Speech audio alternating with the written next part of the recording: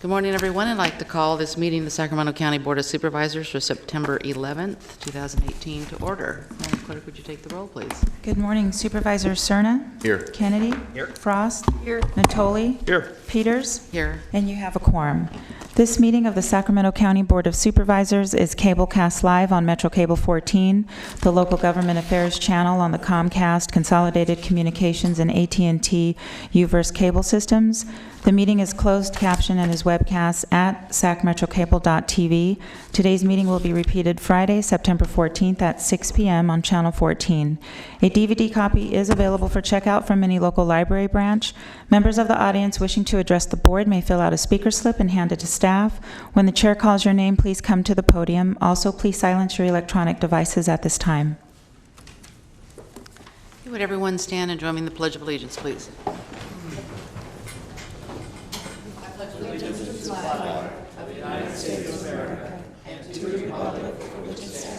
One nation, under God, indivisible, with liberty and justice for all. Thank you. Okay, for your consent matters, items 1 through 64.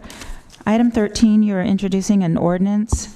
Introduce an ordinance amending Chapter 4.6, Title 4, Section 4.672 of the Sacramento County Code relating to general business license fees for veterans. You're waiving reading and continuing to September 25th for adoption. For item 23, there is a request to hold this item to 2 p.m. That's approve the Environmental Management Department Program Records Repository Retention and Destruction Policy. For item 46, you are also introducing this ordinance, repealing and reenacting county fire codes contained in Chapter 17.4, waiving reading and continuing to September 25th for adoption. For item 47, you're adopting an ordinance. This is the Antelope Public Facilities Financing Plan Development Impact Fee Program Update. The ordinance of Chapter 16.8 of the Sacramento County Code for the Antelope Public Facilities Financing Plan 2018 update. And then for item 53, you're acting as a Sacramento County Water Agency, and you're also adopting an ordinance amending Chapter 3.2 and Chapter 3.5 of Title 3 of the Sacramento County Code, Sacramento County Water Agency Code, increasing water services fees. And that concludes my notes for the clerk's notes. Okay. Board members have any comments? No? Mr. Cerna? Great, thank you. I'd like to have the clerk read item 9, please. I'm sorry, repeat the item? Item number 9. 9, thank you. Item number 9, retroactive authority to accept a $100,000 grant from HealthNet Incorporated for Community and Child Trauma Service Program.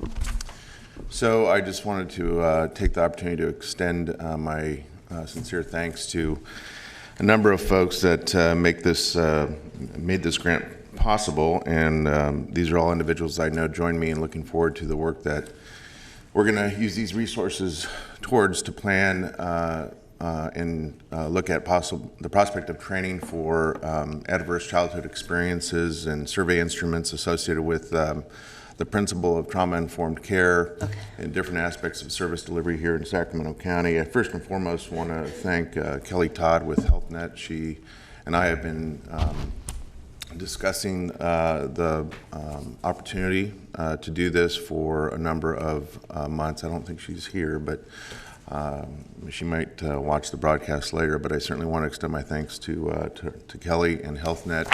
And I know that both Chief Seal with our probation department is in the audience, as well as Shell KS with Child Protective Services, and they both may want to come down and say a few words about this opportunity, as we have, as recently as yesterday, along with Bruce Wagstaff, brainstormed already what we think we might be able to achieve with this unique grant opportunity. Thank you. Mr. Natoli? Oh, I'm sorry. Did you want to speak, Mr. Seal? Sure. We just take this opportunity, Chief Seal, on behalf of the Probation Department, along with my colleague, Michelle Calles from Child Welfare. I just want to say on behalf of the two of us that we're excited to engage in this work. The research is compelling that adverse childhood experiences, what we call trauma, have really long-term health consequences, consequences for the community, and consequences for the criminal justice work. And importantly, the research also shows that interventions work, that there are things we can do to engage, particularly with young people, but youth and adults alike, that will bend that curve and change those outcomes going into the future. So we undertake this work with great enthusiasm, and we thank the board in advance for its support of this.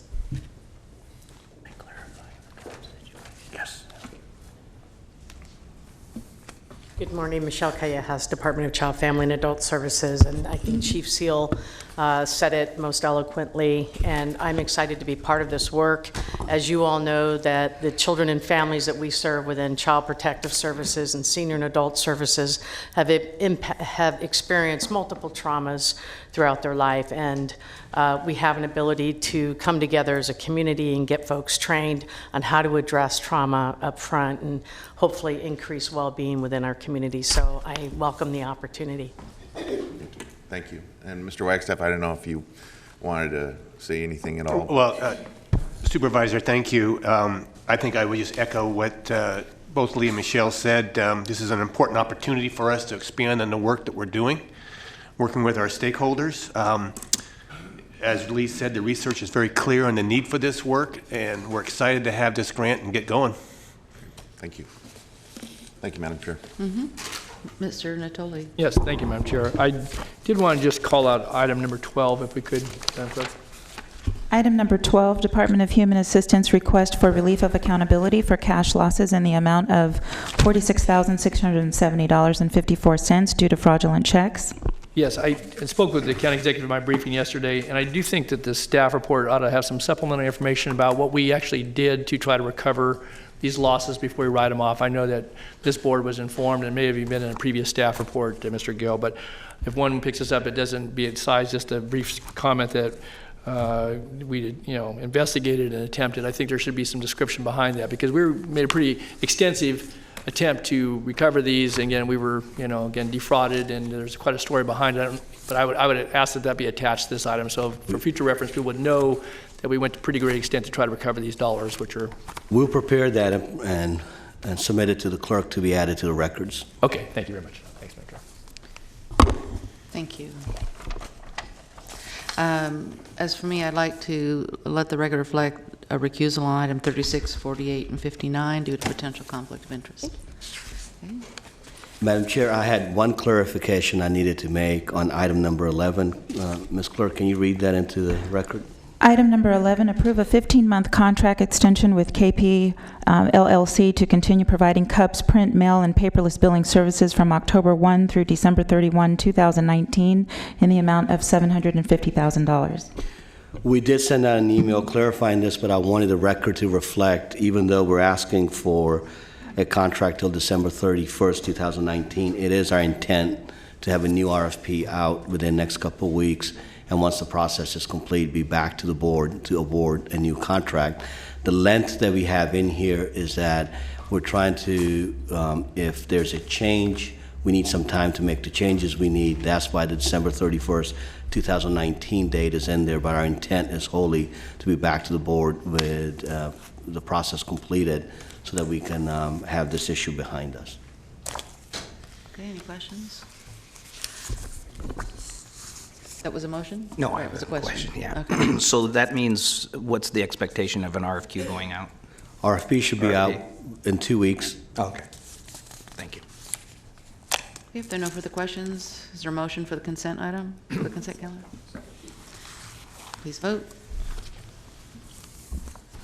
Unanimous vote, and let the record reflect that this excludes item 23 and also items 36, 48, and 59 due to a potential conflict of interest for Supervisor Peters.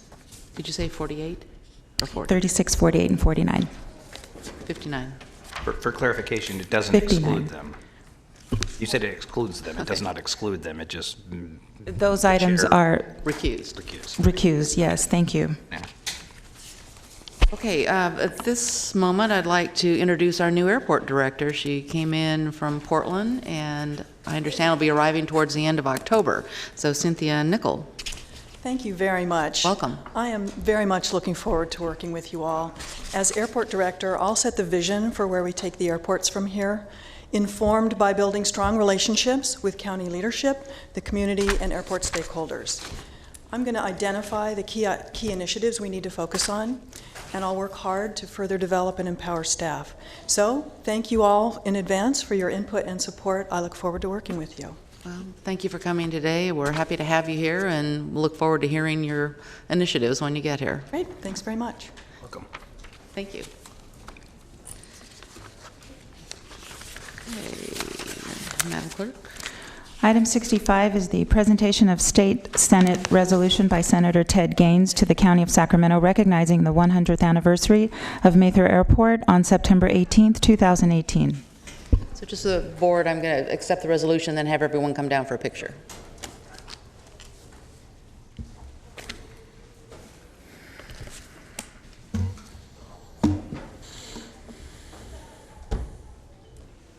Welcome, Ted. Yeah, thank you so much for this opportunity to present to you today. Recognition of the 100th anniversary of Mather Airport.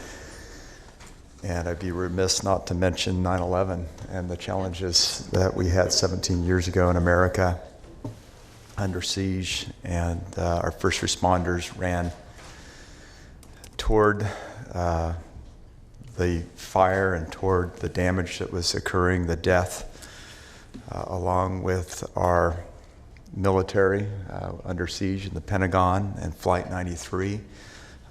Where we had common everyday Americans stepping up to fight. And so we will never forget that day. And we are here at that very anniversary recognizing Mather Airport, which was founded as a result of World War I. And it was initially called Mills Field.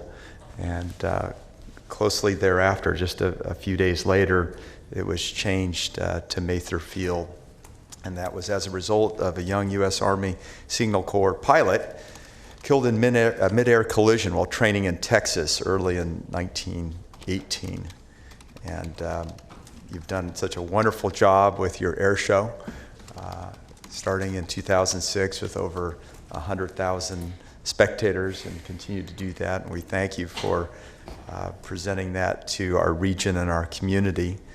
And it just has such a wonderful history. It was interesting that Mather Field was actually closed down in 1923 after World War I, and then opened back up for World War II for training, flight training and aviation and navigator individuals. So thank you so much for this opportunity to present this to you. Congratulations on your great effort in running the airport and the asset that it provides our community and region.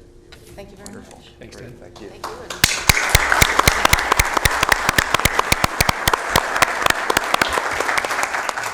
If the board would come down, we'll take a picture in the well down here. Right away.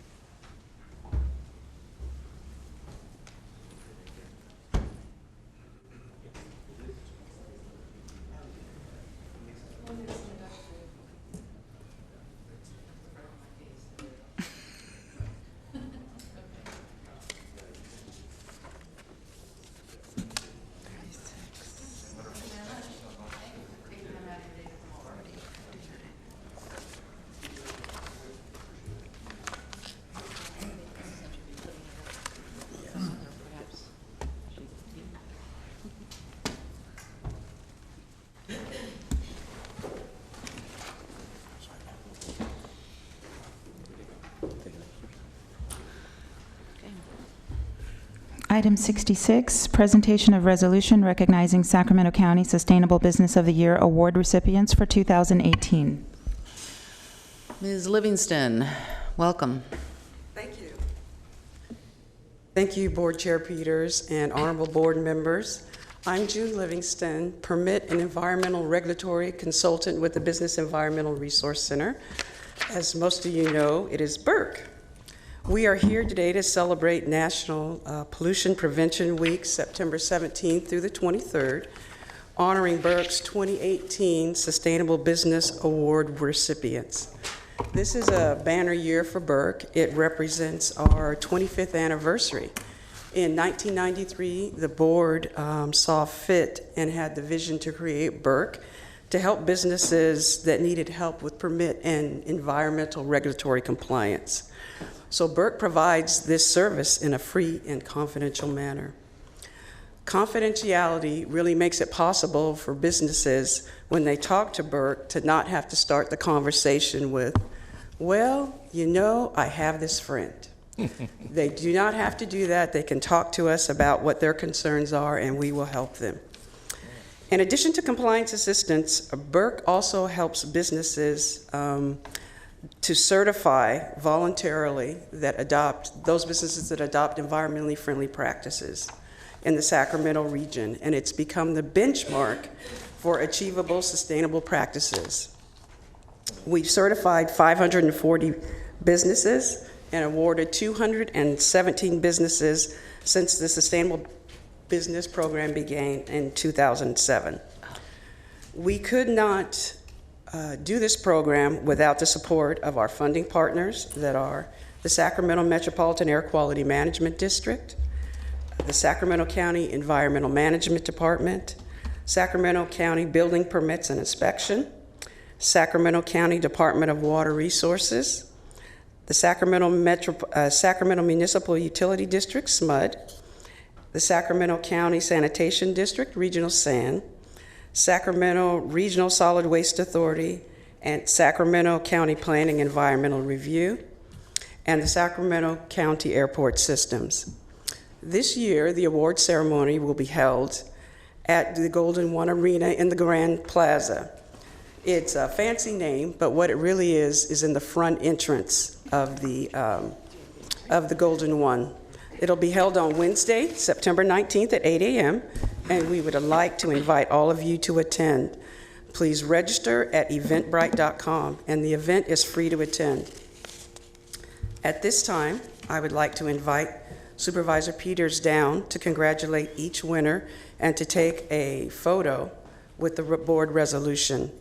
So how the program is going to work, each award-winning business and recipient's name will be called.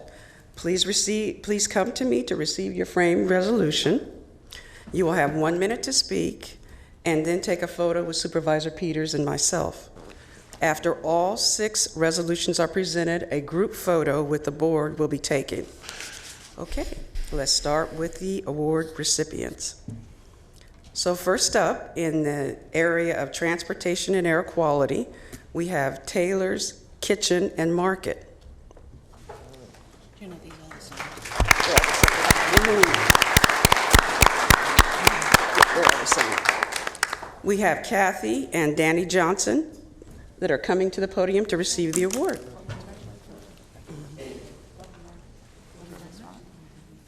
And you want them to sit back down? Oh, they're speaking. ahead You have a and minute? You can give advertisement. Thank you to the board and to Burke for this acknowledgement. We're very proud members of this community, and we will continue to be proud members of this community. Thank you. Thank you. Thank you. Little up here and then one more at the end. Well, Janet, listen to directions.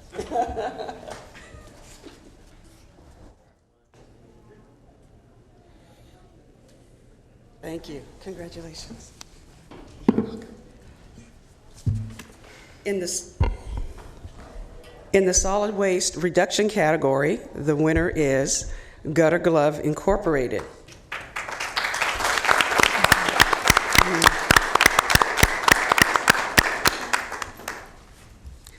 Gutter Glove manufactures finely woven stainless steel micro mesh gutter covers that keep leaves and pine needles and roof sand grit out of our gutters.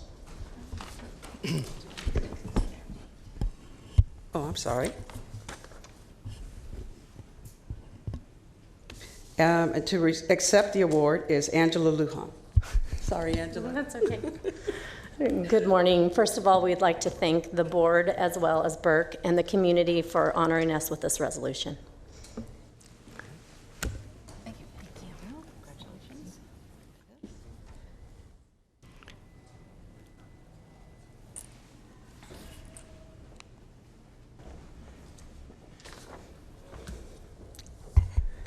In the category of energy conservation, the award winner is Datacate.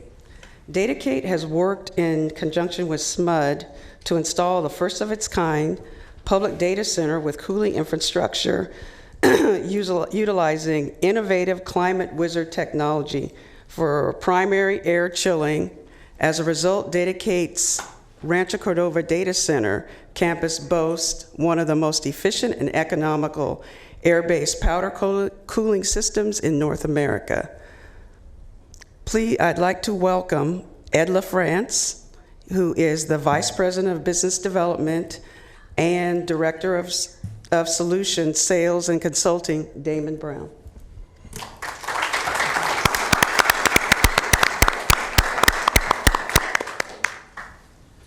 First off, I'd love to thank Burke and all of the board members for having us and the community for recognizing us.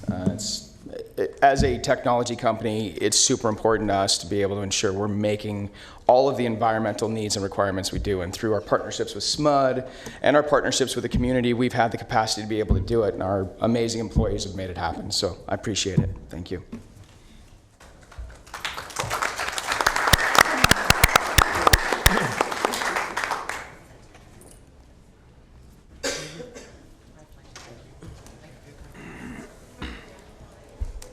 In the pollution prevention category, the winner is Roxy Restaurant and Bar. They participate in a local Adopt a Drain storm program. They label the storm drains with "Don't dump here" because we don't want it to end up in our rivers. They replace fluorescent lighting with lower mercury-free lighting. And they locally source organic foods and participate in Farm to Fork. Please welcome Roxy Restaurant and Bar owner Terry Gilliland to the podium.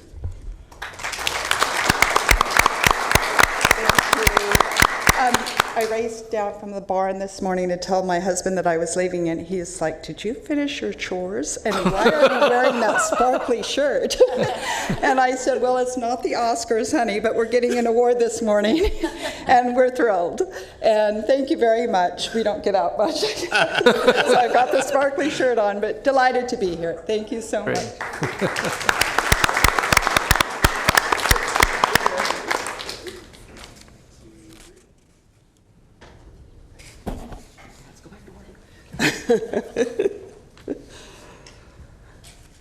In the water conservation category, the winner is Veg Cafe. They reuse unused drinking water for toilets. They've installed water-efficient toilets. They use dry surface cleaning methods, followed by a damp mopping instead of hosing down the floors. They encourage mindfulness in using drinking water, and that they utilize a self-service, so you only use what you need. You come get the water you need and not use more than you need. Their food is locally sourced and seasonal, so they do a wonderful job in that. And they use this wonderful air pressure water system for cleaning the patio, and they reuse the excess water for drinking water to use in their plants.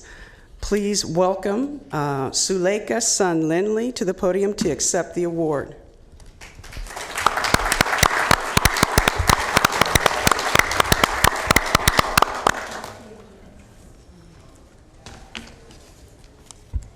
Thank you, the board and the Burke. Last time we were here, we got the award from the Waste Management. And this one, 2 years ago when California was facing the drought, that's when we're adopting the policy on water by request only. And we found out that people still request a lot of water, but they don't finish that. So instead of wasting the water, we end up using the water for the plants and collecting them for other uses that we didn't need. And thank you for putting the spotlight on these small businesses that doing extra to help with the environment, and we really appreciate it to be here. Thank you.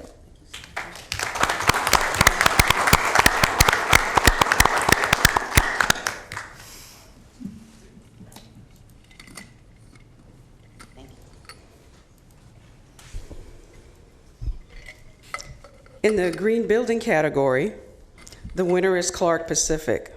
The team has a pioneering team of talented engineers, craftspeople, and builders committed to developing and producing prefabricated building systems. Some of the projects that are included, and when I took a look at their website, they have done work all over the state of California. So I just wanted to mention a couple of projects that they've done here locally in Sacramento, including the Golden One Arena and its headquarters, the SMUD Customer Service Center, and Terminal B at the Sacramento International Airport. Please join me in welcoming Clark Pacific Director of Human Resources and Environmental Health and Safety, Audra Owens, and Senior Environmental Manager, Richard Maddox, to the podium.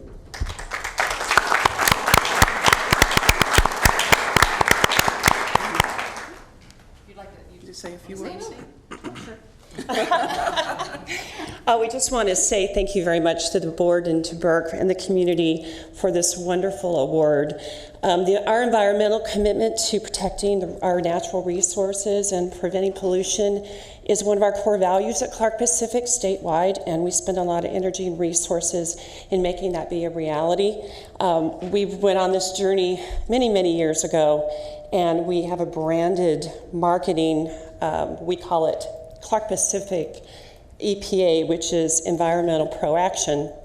And we have had a lot of great success with that vision. It's a journey, not a destination, as we all know, but it's very important that we are champions for the environment. Richard Maddox has been instrumental in that and really has been the champion on the day-to-day operations and making sure that our vision is a reality at Clark Pacific. So thank you very much.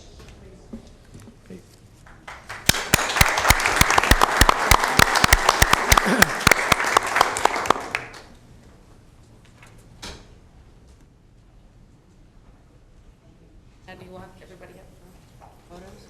We do. First of all, we'd like to give our award winners one more round of applause.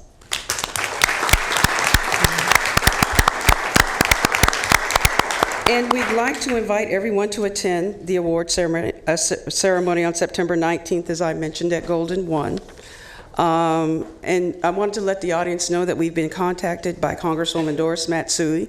She's in town and plans to give us a few words. Our keynote speaker will be Aaron Rush, Vice President of Operations for the Sacramento Kings. And our MC of the event will be Tina Reynolds of Uptown Studios. Everybody knows Tina. So we would like to conclude this presentation with a photo with all of our award winners. Come to the front, please, with all of the board members. Thank you so much, and congratulations again.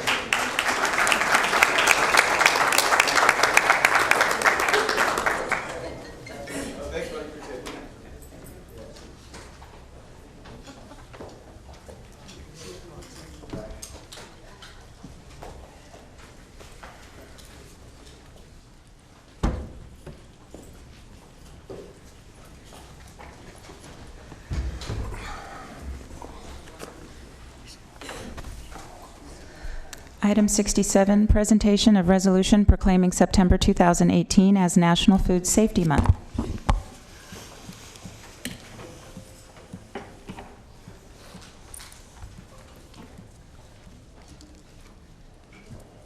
Ready?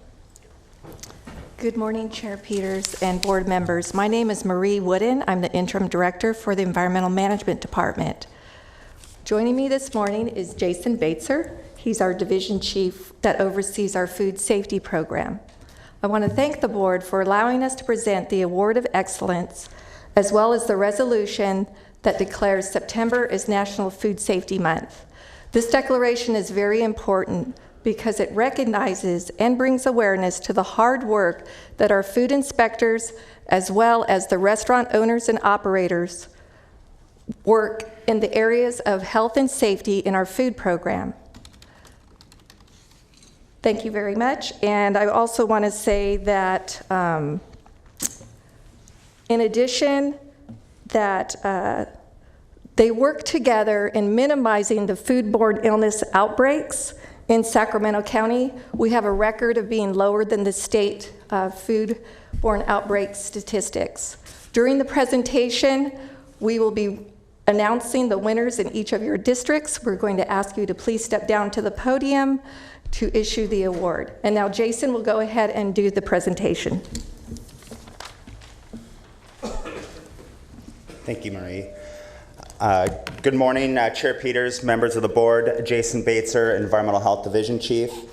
We'd like to thank the board for their continued support of the Green, Yellow, Red Food Placard Program, which was adopted in Sacramento in 2007.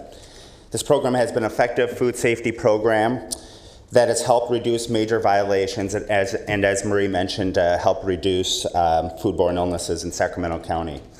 Many other jurisdictions and states have emulated this successful program, which was born in Sacramento County, and so we're proud of that here in EMD. The criteria for the awards of excellence is those facilities that have shown exemplary, consistent record of food safety and have had no major violations in the last 3 inspections and a limited number of minor violations. It's our pleasure today to recognize 5 of the 475 restaurants, markets, schools, and healthcare facilities that are receiving the Food Safety Award of Excellence out of approximately 7,000 food facilities in Sacramento County, and we all realize this growing and important industry within our county. Providing safe food, as Marie mentioned, in Sacramento County is a collaborative effort between EMD and food facility operators. And we recognize it takes a tremendous amount of hard work to operate our food facilities, so we like to commend the owners and staff for their continued efforts to provide safe food to our consumers. At this time, I'd like to recognize a facility from each of Board of Supervisors district. I'll provide a brief introduction and then invite the board member to come down to present the award to each recipient from the district. And so at this time, I invite Supervisor Cerna down, and we recognize Coconut Fish Cafe, located on 16th Street, which originated in Maui, Hawaii, and just realized this morning it's named after the family cat. It is a family-friendly restaurant and home of the famous fish tacos and coconut milk coleslaw, serving excellent food with aloha. The Sacramento facility serves as the training site for all of their franchises throughout the western United States, so I think that's a big honor to have here in Sacramento County. So at this time, I invite Daniel Oni down. Thank you. Thank you. Picture first? No, let's do some speaking first here. Sure. Okay, so as was just stated, it's certainly my honor to present on behalf of District 1 this morning this Food Safety Award of Excellence for 2017 and 18 to Coconut's Fish Cafe on 16th Street here in Midtown Sacramento. As you can see from the photo, I had the distinct pleasure of actually going there not just to take the photo, but to eat some of your fine food. I highly recommend the poke and the fish tacos. I'll have to give them a try. Very, very good. Anyhow, this is an annual tradition here in these chambers to recognize restaurants and other food service provision here in Sacramento County for what is an extremely important part of your business and certainly our business, protecting public health, and that is to make sure that food is served safe, is prepared safe, and it's my distinct pleasure to award you this certificate acknowledging that accomplishment today. So thank you. Thank you. Certainly invite you to say a few words.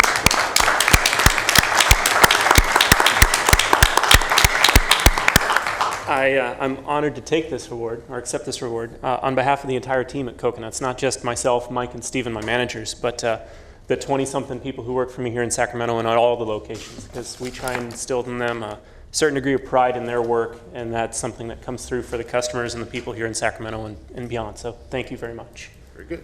Thank you. We're gonna take a photo.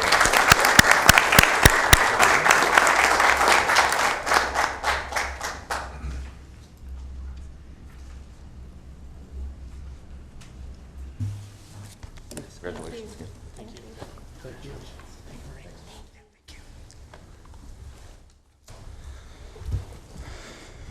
Moving on to District 2, I invite Supervisor Kennedy down to and invite Red Ribbon Bake Shop, which is this year's recipient in District 2, located off of Mack Road inside the Seafood City Supermarket. This chain, which originated in West Covina in 1984, specializes in delectable baked goods such as cakes, sweets, and pastries. And I didn't realize, I did a little bit of research, but the LA Times has twice voted Red Ribbon's mango cake as the best of LA. So we'd like to thank the staff for their hard work and commitment to food safety here in Sacramento. And at this time, I invite Janina Flores. Change the slide. Sorry, thank you.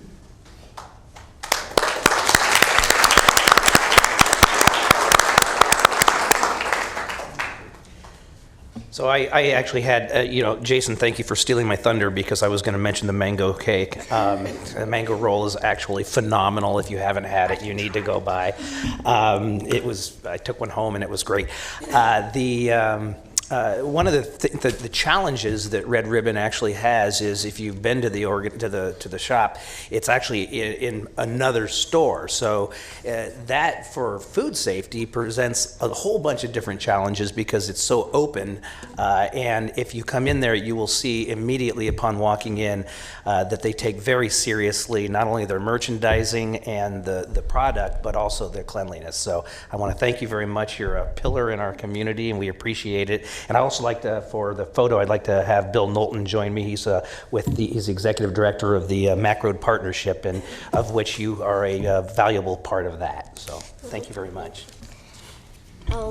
Thank you for giving this award to Red Ribbon, and in behalf of my manager, we will do our best to make it better. Thank you. Thank you very much.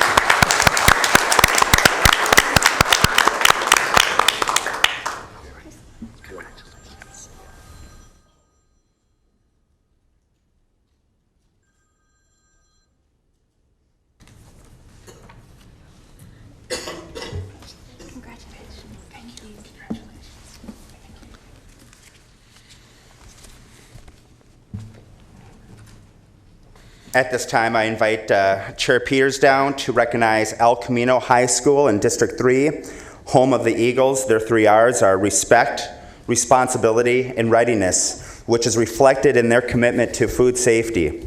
Management and staff have specific schedules and tasks to focus on food safety principles. They strive to provide outstanding service for the 400 students and staff each day. At this time, I invite Rodney, Monique, and Ingrid down. Thank you. Well, I haven't had the opportunity to eat in the cafeteria at the high school yet, so I can't comment on that, but you have excellent athletic teams, so you must be feeding them well. So congratulations from the board. Would you like to speak?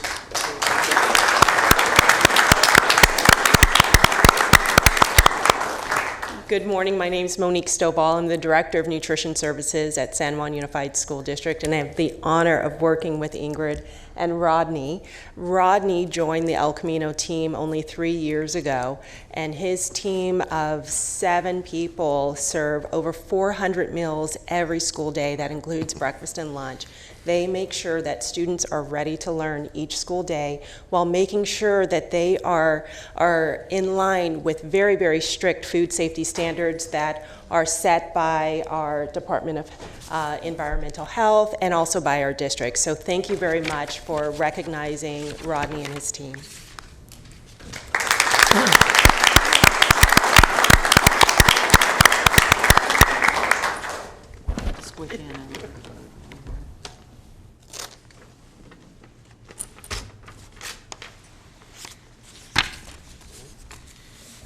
Okay, thank you. Congratulations.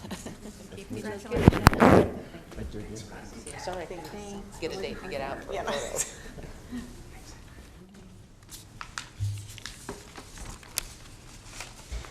Moving on to District 4, Supervisors Frost.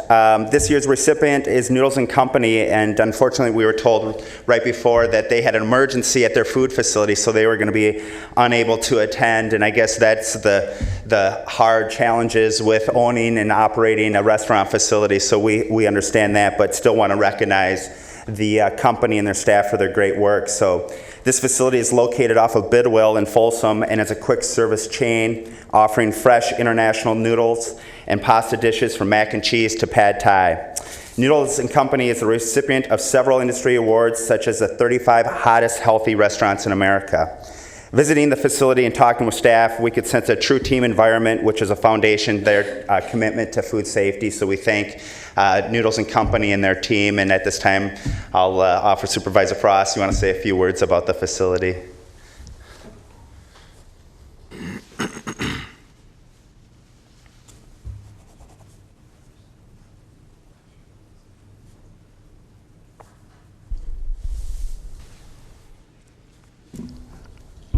Well, I am honored to speak on behalf of Noodles & Company. When I went into their restaurant, you could almost eat off the floor. It was so clean. And their team was young and bright, and they were so excited to receive this award. And I know they're disappointed that they can't be here, but from afar, if they watch later, I want to congratulate all the team at Noodles & Company, and thank you for your commitment to excellence, because all of us like eating safe food. And I also want to thank and commend the Department of Environmental Management for your work. This is a wonderful way to incentivize excellence, and I want to thank you for the way you do that. Thank you.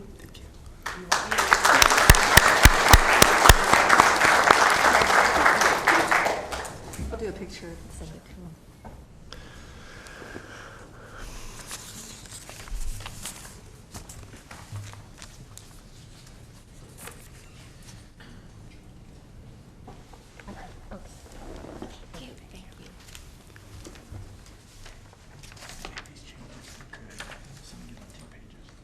This year's recipient for District 5, I invite Supervisor Natoli down, is Rayleigh's, located on Twin Cities Road in Galt.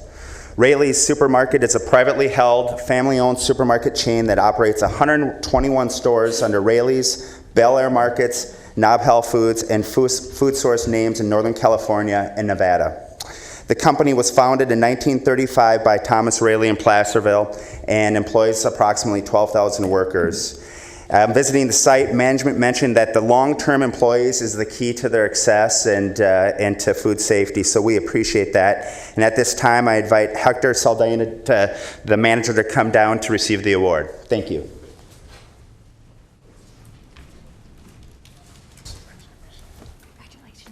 Good morning. Good morning. Thank you. Let me say just quickly, we'll get a picture in just a moment, that well familiar with the Rayleigh store in Galt, and when I wanted to say that when they were first opened the community, we were welcomed in with open arms, and certainly Hector and his team at Rayleigh's, those that have preceded him, but certainly his current team, worked very hard to provide quality foodstuffs of all nature and type, fresh foods as well as prepared foods. And I know the morning I was there, they were scrambling around. Just getting that number of folks together for the picture was a bit of a challenge, because they're obviously busy with their task and doing what they do every day to make sure that they receive the recognition that they receive here today, but also that they continue to provide the quality that's expected by their customers, and that they were, as Jason said a moment ago, certainly are well known for in this region. So I'm pleased to join with my colleagues, certainly with the Environmental Management Department. I appreciate all their work, and certainly working with our restaurants, our food preparers, and certainly our grocery stores and others in this community, assure safe and clean facilities, but also that people can enjoy quality experiences wherever they might go in the Sacramento County region. So with that, Hector, you want to come forward and say any words, and then we'll take a quick picture here. So. Yeah, I just wanted to take this time on behalf of my team and my company to thank the board. Thank you, Mr. Natoli, Thank you, Mrs. McCoy. Appreciate all this. They work hard every day, and this is exciting to bring back to them to show them all their hard efforts. So thank you. Congrats.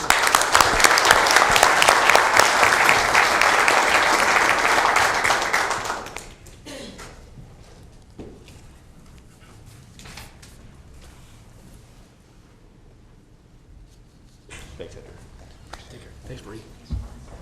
Thanks, Bree. Thanks, Jason. So again, congratulations to the 475 Food Safety Award winners, and on behalf of the department, we would just like to thank all food facilities in Sacramento County for their continued dedication to providing safe food for all of us. So thank you very much. Thank you very much.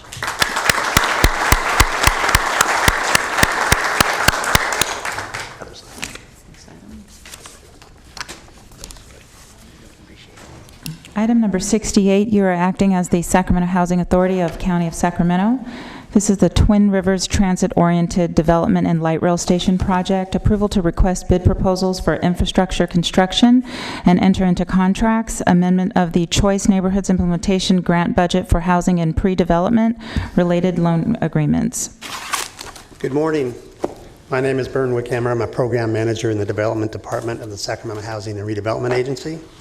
The Twin Rivers Transit-Oriented Development and Light Rail Station item before you has been submitted for approval consideration in your capacity as the Board of the Housing Authority of the County of Sacramento, which for the remainder of my presentation I will refer to as HACOS.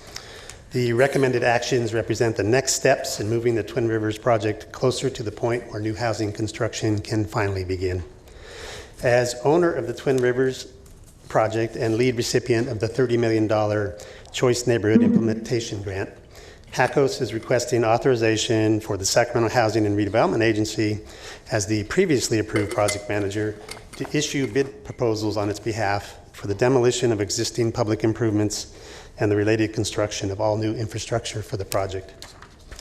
As contemplated in the previously approved master development agreement between McCormick Barron Salazar as master developer and HACOS as property owner and CNI grant recipient, construction of new infrastructure is one of the three main responsibilities of HACOS in the Twin Rivers Transformation Project. The other two being relocation of existing residents and demolition of existing buildings. At this time, I actually have an overhead. Do we have the ability to, if it's all right with the board, to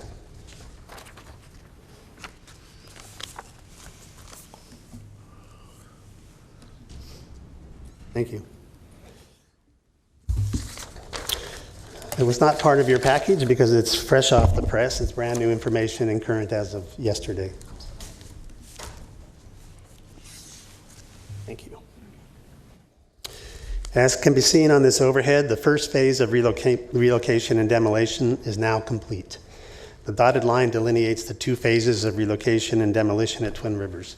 The boxes in blue are buildings that have been demolished to date. The boxes in yellow are vacated units, and those in red are still occupied at this time. As you can see, there's been substantial progress made at the project so far. The second phase of relocation officially began June 7th and is anticipated to be complete by November of this year. With phase 1 of relocation and demolition now complete, phase 2 of relocation well underway, with resources of infrastructure financing now in place, and with phased infrastructure plans approximately 95% complete, it is time to procure a contractor to bid and ultimately do the infrastructure work.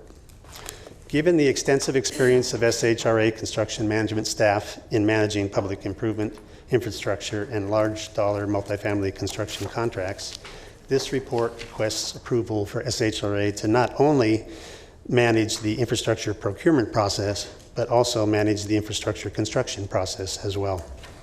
As SHRA Construction Management has successfully done to date with the demolition process currently underway, it is anticipated that HACOS will save up to $2 million in administrative, legal, overhead, and other construction costs it would otherwise have to pay to an unrelated third party to bid and manage the process on its behalf. In addition to the infrastructure, the report before you requests approval to allocate a portion of the CNI grant funds to utilize for specific needs of the project, including up to $1.9 million for the remaining phase 1 housing pre-development costs, a total of $7 million, which includes pre-development funds, to assist with financing Phase 1 new housing construction, and up to $3.8 million to fund the remaining Phase 2 housing pre-development costs. A total of $4.5 million of developer funds has been spent to date on pre-development activities. But as multiple phases of housing and other major project activities are now all moving forward at close to the same time, additional funds are needed to keep the housing phases on track as well. HACOS is being asked to approve using C&I funds through the pre-development loan agreements to the tax credit partnerships for the first two phases of housing to ensure each will be able to close as quickly as possible and without unnecessary delay. This will also better align the start of new housing construction with completion of the new infrastructure needed to support it. This concludes my presentation. Executive members of SHRA, Dan Falcone from McCormick Baron Salazar, and key members of the development team are available to answer any questions you may have at this time. Okay, thank you for your report. Are there any questions on this project?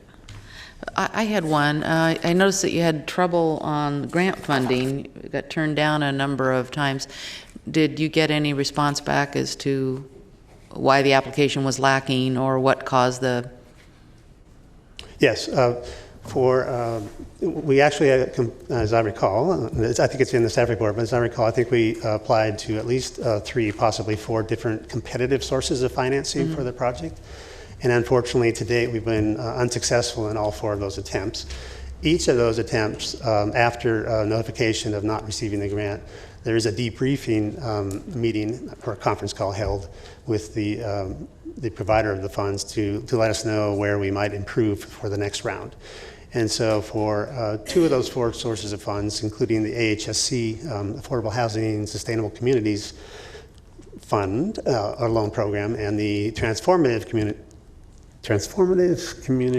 Climate Community, thank you, grant, we've learned our lessons and are reapplying actually as we speak. Right now we're going in through the process of polishing up our previous applications and addressing those areas where we fell short. And we think we have a much stronger chance this time around, and actually are very hopeful that specifically for the TCC grant that we'll be successful in this round and able to actually fund the light rail station project from that source. And if you are successful, then those monies would replace the loans you have secured? It's a little bit confusing because we have various sources of funds being allocated to various phases of the project. TCC funds, there would be a portion of it would go to Phase 1 housing, which would then reduce the need from other sources that we already have in place. For instance, potentially the C&I funds or gap financing and other sources. So yeah, to answer your question directly, yes, that is the plan. For instance, we have secured a Section 108 loan from HUD to finance our infrastructure construction up to $16.49 million. But between now and the time we actually need the funds, if we're able to secure other sources, we'll use those instead. So we're sort of doing the best we can as applications roll through. We're definitely leaving no stone unturned and making sure that if we are successful, we have a purpose for those funds as well. Okay, thank you. Okay, I don't see any more questions from the board. Is there a motion? Move the item. Please vote. Thank you. Unanimous vote.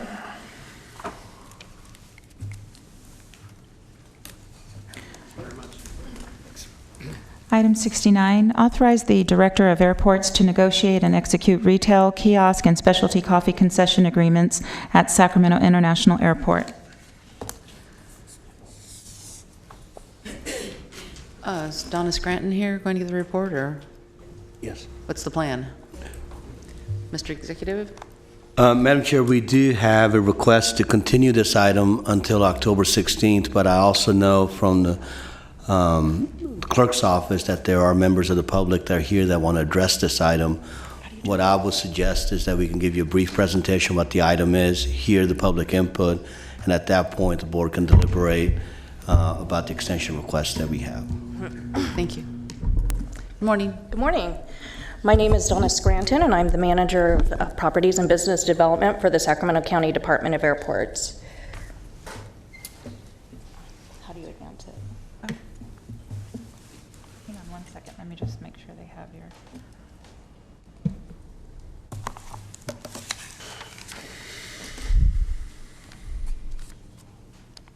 I'm here today to present the recommendation to authorize the Director of Airports to execute retail concession agreements with Marshall Retail Group and Paradies Lagardère for the available retail spaces in Terminals A and B at Sacramento International Airport. In March, we issued an RFP to solicit proposals from interested parties, and we identified specific goals for the RFP. We want a mix of local, regional, and national market presence. The concession program should create a sense of place reflective of the Sacramento region and also create a customer-focused experience, which is in line with the department's mission. In an effort to increase revenues to the county, the overall program should maximize sales through competition and integrate technology whenever possible. And these goals were reinforced at the pre-proposal meeting and on the tour. There are 12 available inline retail locations, 4 in Terminal A and 8 in Terminal B, and we grouped those spaces in 4 packages of space. We offered 6 kiosk locations, 2 in Terminal A and 4 in Terminal B, and these kiosks were available as individual opportunities. To ensure appropriate product mix in the terminals, the RFP allowed the department the flexibility to move locations of proposed concepts. Proposers were allowed to propose the percentage rent for each concept based on a specified range. For airside convenience stores, the range was 13 to 16% and 10 to 15% for airside specialty retail. For landside convenience stores, the range was 12 to 15%, 10 to 15% for specialty retail, and 12 to 15% for the convenience and specialty coffee. The minimum facility build-out investment is $300 per square foot for inline spaces and $230 for kiosks. Also, lower level space, support space is $39.20 per square foot per year, and that rate is adjusted annually by CPI. So some key dates for the RFP. We issued the RFP on March 29th. We had a pre-proposal conference and tour on April 12th. We issued 3 addenda to the RFP. On April 27th, addendum number 1 was issued to answer questions from proposers. Addendum number 2 was issued on May 10th to include worker retention requirements. And addendum number 3 extended the deadline to June 14th. By the deadline, we received proposals from 6 companies: Bay Area Hospitality, Hudson, M5 Partners, Marshall Retail Group, PGC, and Paradies.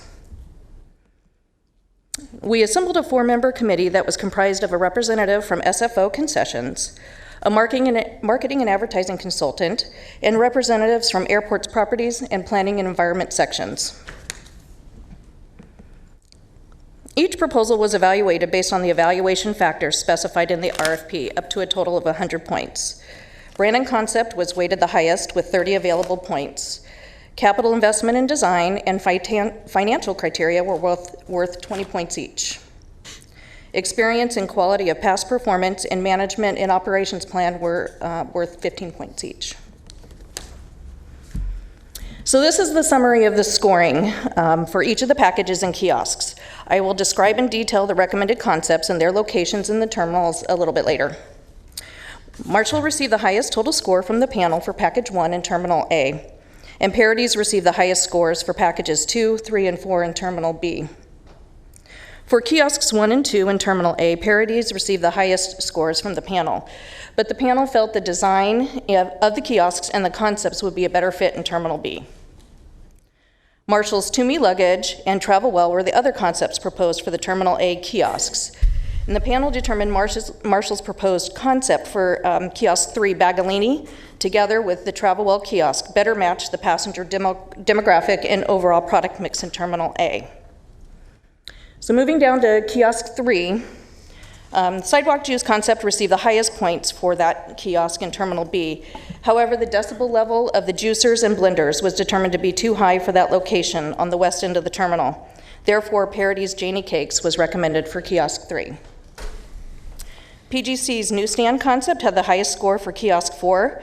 However, this proposal was contingent on PGC winning package 2. Therefore, the panel recommended Paradies Farm to Fork to Flight Express for that location. You could pause there a moment, Mr. Cerna. Thank you. So, Donna, I noted that earlier in your presentation you had mentioned that there was a concerted effort to, I guess, mix national branding and local brands. So I'm curious on the chart there where it says Kiosk 3 Terminal B, you have, correct me if I'm wrong, but is Blue Diamond Almonds the only local brand there that scored lowest? For Kiosk 3? Yeah, Terminal B. It's the only brand that scored the lowest? Is that what you asked? Is that the only local brand and it scored lowest, correct? Sure, yes. Okay, just want to make that clear. Thanks. Okay, continue. So the committee recommended Package 1 and Kiosks 1 and 2 be awarded to Marshall Retail Group. Package 1 includes The Well, a modern airport convenience store that offers organic grab-and-go snacks, customary convenience products such as magazines and travel essentials, but will also include an innovative sustainability initiative, a filtered and flavored water bottle refill station. This will be a focal point in the store.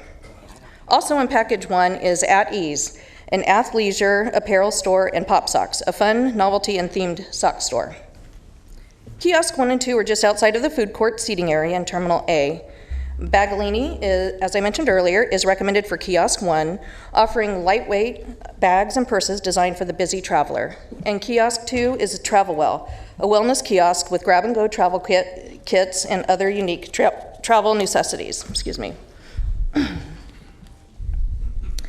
Based on the proposed percentages, the projected annual rent from Marshall for year 1 is $1.3 million paid to the county. The committee also recommended that Parodies be awarded Packages 2, 3, and 4, and Kiosks 3 and 4 in Terminal B.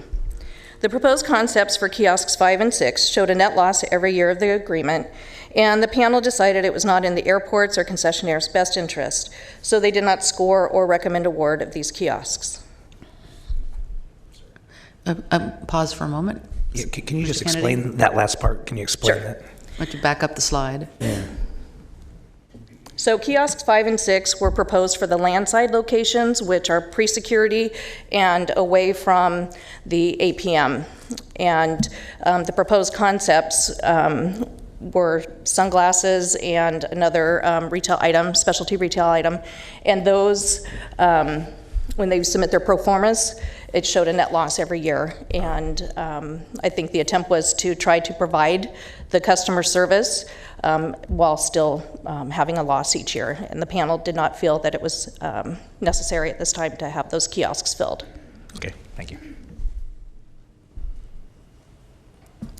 Sacktown Magazine Market is recommended for Package 2's convenience location in Terminal B. This store will offer travel essentials, grab-and-go snacks, and products from local vendors. It will also include an interactive Sacktown Magazine digital display. The specialty retail store, No Boundaries, is recommended for the east side of the terminal. Products include popular athleisure, activewear, and apparel. Package 3 includes stores both airside and landside in Terminal B. The Doco Market is recommended for the airside convenience location and will offer local gifts and regional gourmet items, souvenirs, and travel essentials, as well as an interactive passenger experience. Also in Package 3 is Brighton Jewelry and In-Motion Electronics, and these concepts have a proven track record at SMF and will complement the Terminal B concession program. There are 2 landside locations in this package that I will discuss on the next slide. Kiosk 3 on the west side of the terminal will provide a much-needed dessert concept. Janie Cakes is a local bakery that will offer unique custom cakes and desserts. Kiosk 4 is a farm-to-fork-to-flight express on the opposite side of the terminal from Janie Cakes.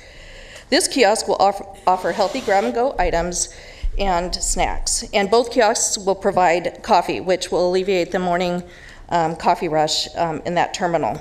And that's our #1 customer complaint. The landside locations in Package 3 will offer the Gallery, a for-sale art gallery featuring local artists, and farm-to-fork-to-flight market with a lounge for customers and meeters and greeters. This store will offer California's fresh and ready products, grab-and-go foods, and convenience items. Package 4 in Baggage Claim Terminal B is a Sacramento-based coffee roaster, Chocolate Fish Coffee Roasters. This store will have a cafe menu matching the quality of the street side location and will also offer travel essentials and convenience items. Based on the proposed percentages, the rent for year one, the projected rent for year one from Parodies will be $2.1 million paid to the county. Could you just pause on that slide for a moment so we can read through the vendors? Sure.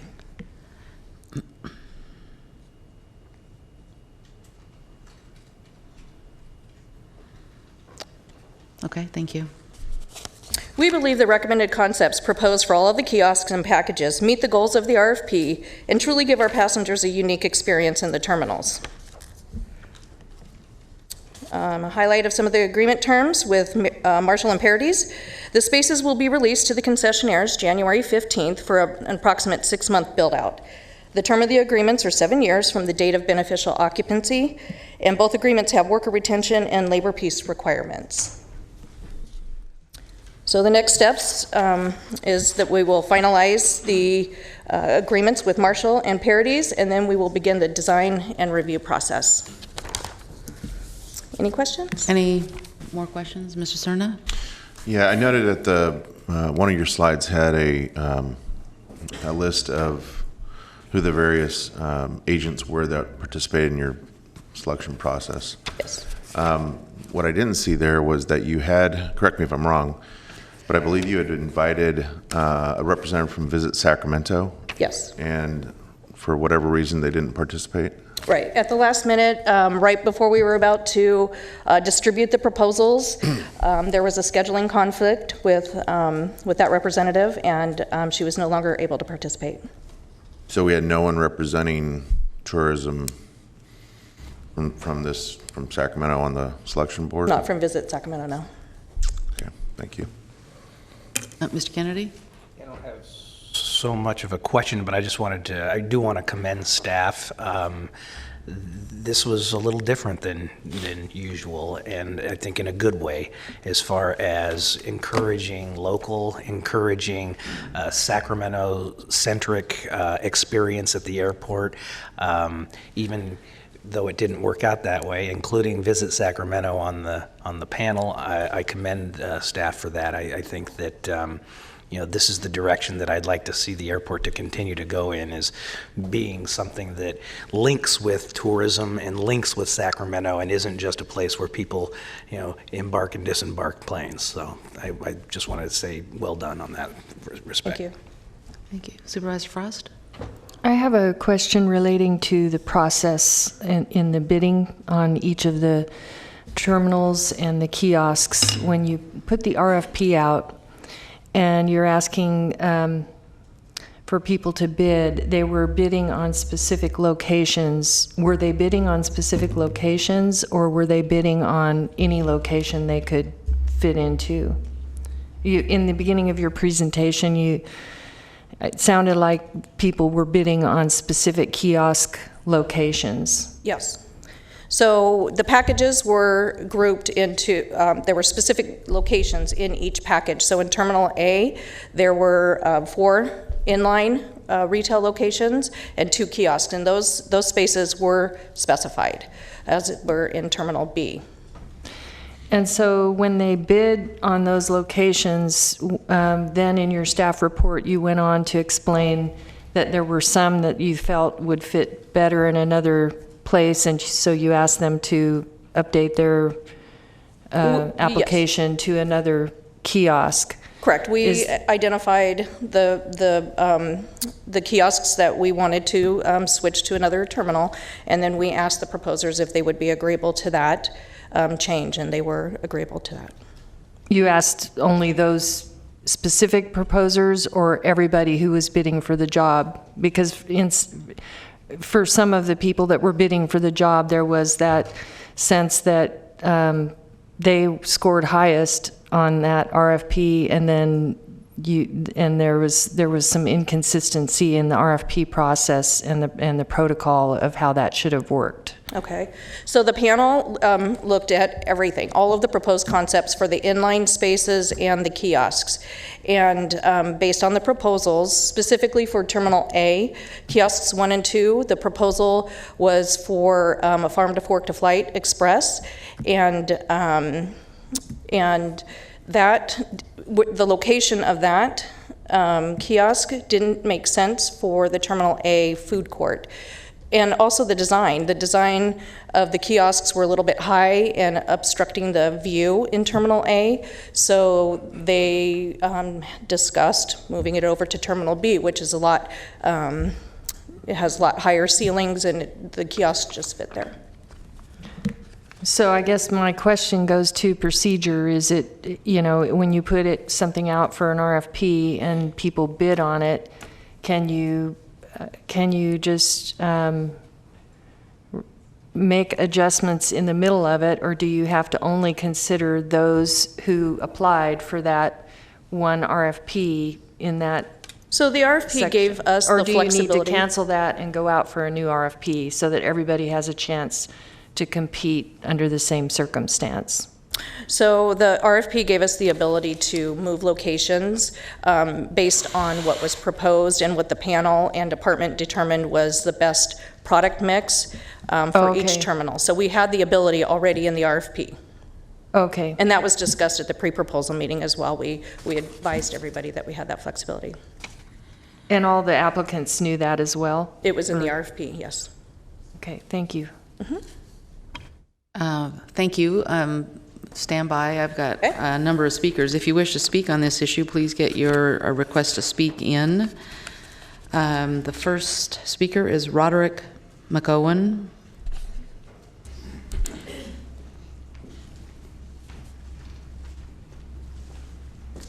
Good morning, Board Good morning. Chair Peters and honourable members of the Board. Excellent pronunciation of my name, by the way. Thank you very much. It's always a bit of a challenge with a Scottish name and a Scottish accent.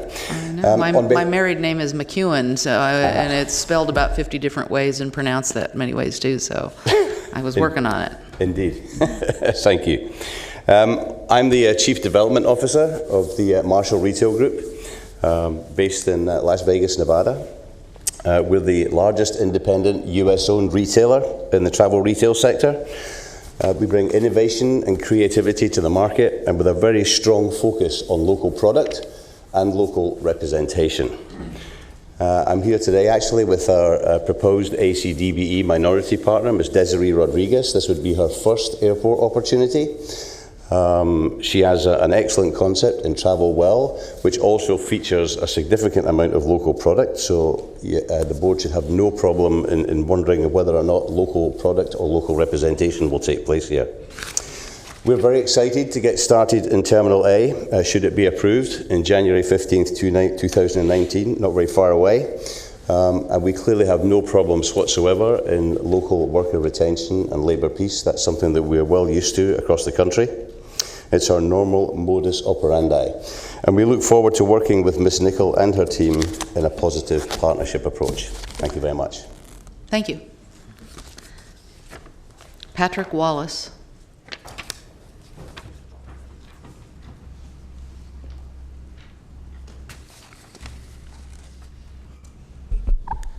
Good morning, Supervisors. Thank you for this opportunity to speak. You know, we do business in 90 airports across the country, and rarely do I get an opportunity to address a Board of Supervisors, so this is fantastic. You're so lucky. Thank you for that. What firm do you represent?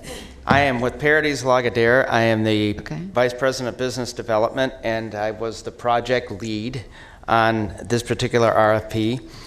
So I thank you, and I really want to thank Donna and Allison too, because I'll be honest with you, I have replied to dozens and dozens of RFPs over the years, and this one was extremely fair and comprehensive. To Supervisor Frost's question, we understood exactly what was being asked and exactly how the puzzle pieces might play out to work best with one another depending on each decision made throughout the process. So again, very fair and equitable, and we appreciate that. I also think it gave us a great opportunity to bring newness in local brands. We currently operate at the airport. We've operated there for 20 years. We have a fantastic local team. We've got a great local partner, Donna Tilsch, who is here today. But we were able to bring new concepts and newness with Downtown Commons and Sacktown Magazine and Janie Cakes and Alley Studio, which will be a part of Downtown Commons, and then a local coffee roaster. So we're very happy and very proud of that. I understand there's a push for a continuance, but with as much might as I can muster here, I would petition you not to do so, only because this process was extremely fair.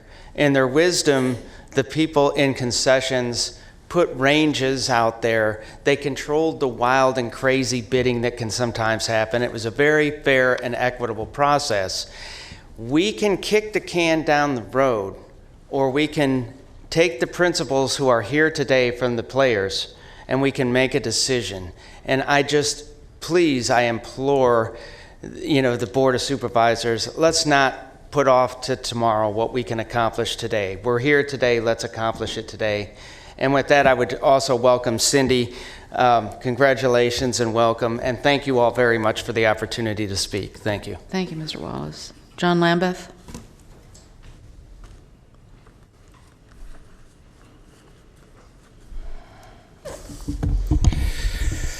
Well, good morning, Madam Chair, members of the board. John Lambeth here on behalf of Parodies Lagardère. In addition to Patrick and myself, we also have Michelle Smyra from MS Strategies here and several other Parodies representatives. This is the same team that brought you much of the successful retail 7 years ago when we went through this process with Parodies. And that success we've all seen in both terminals A and B. Parodies is proud to be a high-quality, innovative leader when it comes to airport retail. As you heard, they have over 850 stores in 90 airports across North America. And it's worth mentioning that Airport Reserve News has named Parodies the best overall retailer for 22 consecutive years. Every year that they've had that award, Parodies has won it. I also wanted to say thank you to staff. They have been diligent and professional in their work on this. They have carefully crafted that 149-page RFP that laid out in specific detail what was expected of each of the applicants, and they were quite helpful in answering questions at the pre-proposal meeting. As was mentioned before, it was emphasized both in the RFP and the pre-proposal meeting that it was the desire to have a mix of retail, both national and local, and that's exactly what Parodies put forward. It actually was our local that ended up winning the day. As was mentioned, we have a Sacktown and Doco store, and we have our local coffee roaster, Chocolate Fish, who's got a store as well on Landside. And in addition, I wanted to mention, we're going to be featuring products from Alley Studio from Elmhurst, Per Chocolate from North Highlands, Hen House from Wilton, and products from local artist Tim Cullen, as well as Janie Cakes from Carmichael. So we're proud of that. And you may have noticed also one of the stores that we proposed was the Farm to Fork to Flight store. That took a lot of work to come up with that, but we're very proud of our Farm to Fork heritage here in Sacramento, and we wanted to take advantage of that. We know of no reason why the board cannot act on this today. This has been a clean process, a fair process, and we would encourage you to move forward on authorizing the negotiation of the contracts. Thank you, Mr. Lambeth. Rebecca Rietenauer?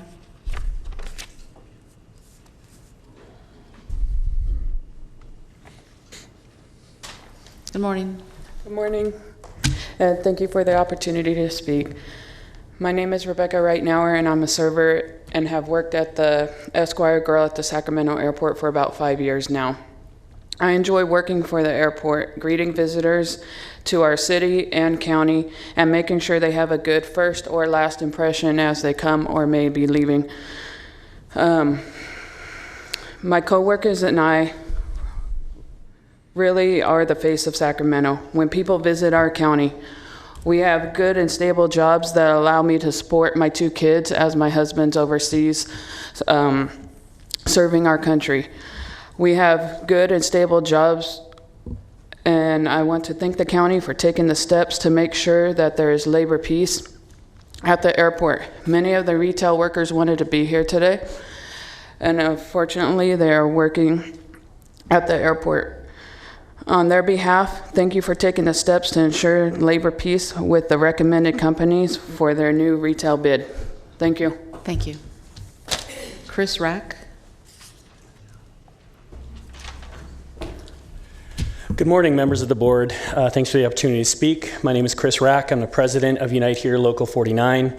We represent 300 members at the Sacramento Airport, including 75 current employees in retail. I want to echo Rebecca's comments and share my appreciation with the county for ensuring labor peace at the airport. When companies change, it causes a lot of stress for the employees, and many of our members at Parities are very relieved to know that their company will be staying as part of this new package. We've got a good working relationship with Parities, and we're glad to see they will continue to serve the guests to our county. And since Parities is proposed for Terminal B, most of our current Parities members will be able to remain at the airport and won't even have to change employers. It's also good to know that Marshall Retail Group is required to commit to labor peace as part of their agreement with the county, and we look forward to a positive dialogue with them soon. I did want to advise you of one issue with the retail agreements relating to worker retention. New operators are required as part of this requirement to offer jobs in similar positions to workers who are in good standing with the current operators. Of course, we support worker retention, but part of the current good standing definition is no discipline within the last 12 months. Workers with years of service and only a minor infraction that results in a warning could lose their jobs based on that language. Dozens of workers at Parities and Pacific Gateway could be impacted by this. We asked the county to amend the good standing definition to cover anyone who has not received a final warning or suspension in the last 12 months. We would hate to see good employees left out when they have an overall positive track record. They're not causing this operator change and shouldn't lose their jobs based on a worker retention loophole. We would feel more comfortable with staff's recommendation for the retail bid with that one change. However, again, I want to reiterate, we're very pleased to see the labor piece and the worker retention as it is. We think it just could use one minor tweak to not leave people behind. We also fully support the bid by Manchester Airport Group to operate the airport lounges. Thanks for your consideration and your ongoing support of labor peace. Take care. Thank you.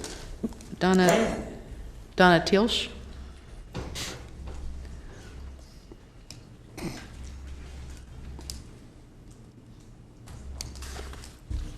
Hi, my name is Donna Tilsch. I am the local partner, the ACDBE partner with Parities Lagardère.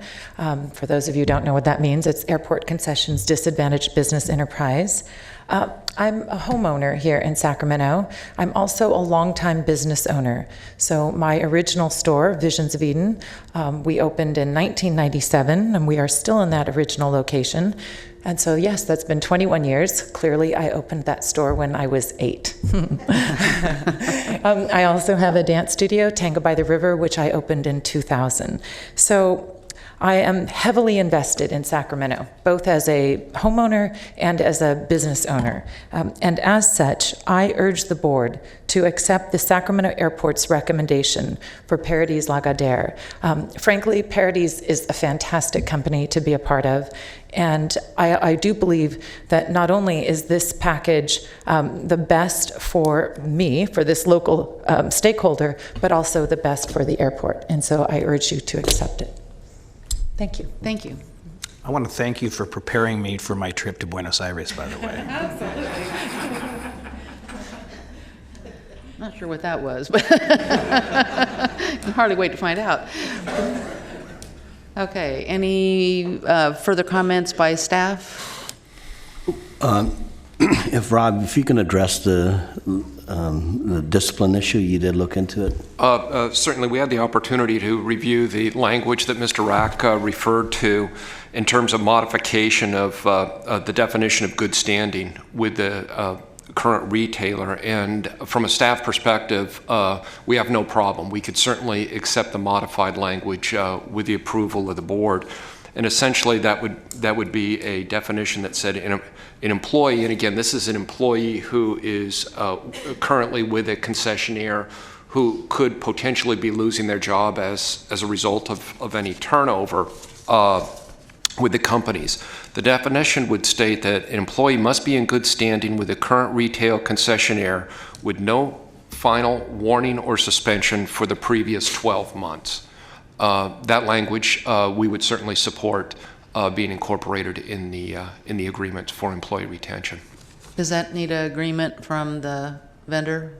Yes, we've also asked the two vendors that are being recommended to you today, and they've both agreed that that language would be acceptable. Okay. Did they wish, Mr. Wallace, did you make any comment? Are you? I'm in full support of the language change. Good, thank you. Okay. I don't see any further questions. Except for Ms. Frost. Go ahead. Was that the reason the item was continued? No, ma'am. We got some further feedback that there's some questions that the firms that are not being recommended, that they had some more clarification they need. Based on that, our practice has been is that folks do ask us. I will make the recommendation known to the board to continue. Again, it's your decision to make which way you want to go, but I felt an obligation to let the board know that the other side did have some questions, and they questions are outstanding on it. I don't know the nature of all the questions, but that was what I found out late yesterday. But they didn't come forward to ask us the questions in this meeting. Mr. Cerna? Yeah, I just wanted to ask the county CEO, Mr. Leonard, what's the sense of urgency on this? How much time do we have before the existing contracts expire? Rob?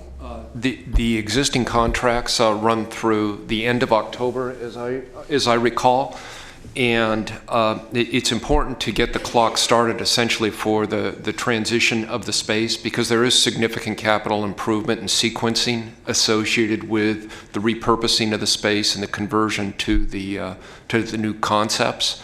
The schedule that was put together reflects that, and so therefore there's a position from staff to begin that process as soon as practical. Thank you. Mr. Kennedy? No. Oh, he withdrew his question. So here we are. I think everyone had a chance to read a 169-page RFP months ago, and we didn't hear any questions from whomever the opponent is today, so I would move staff recommendation, including the modification from airport staff. Please vote.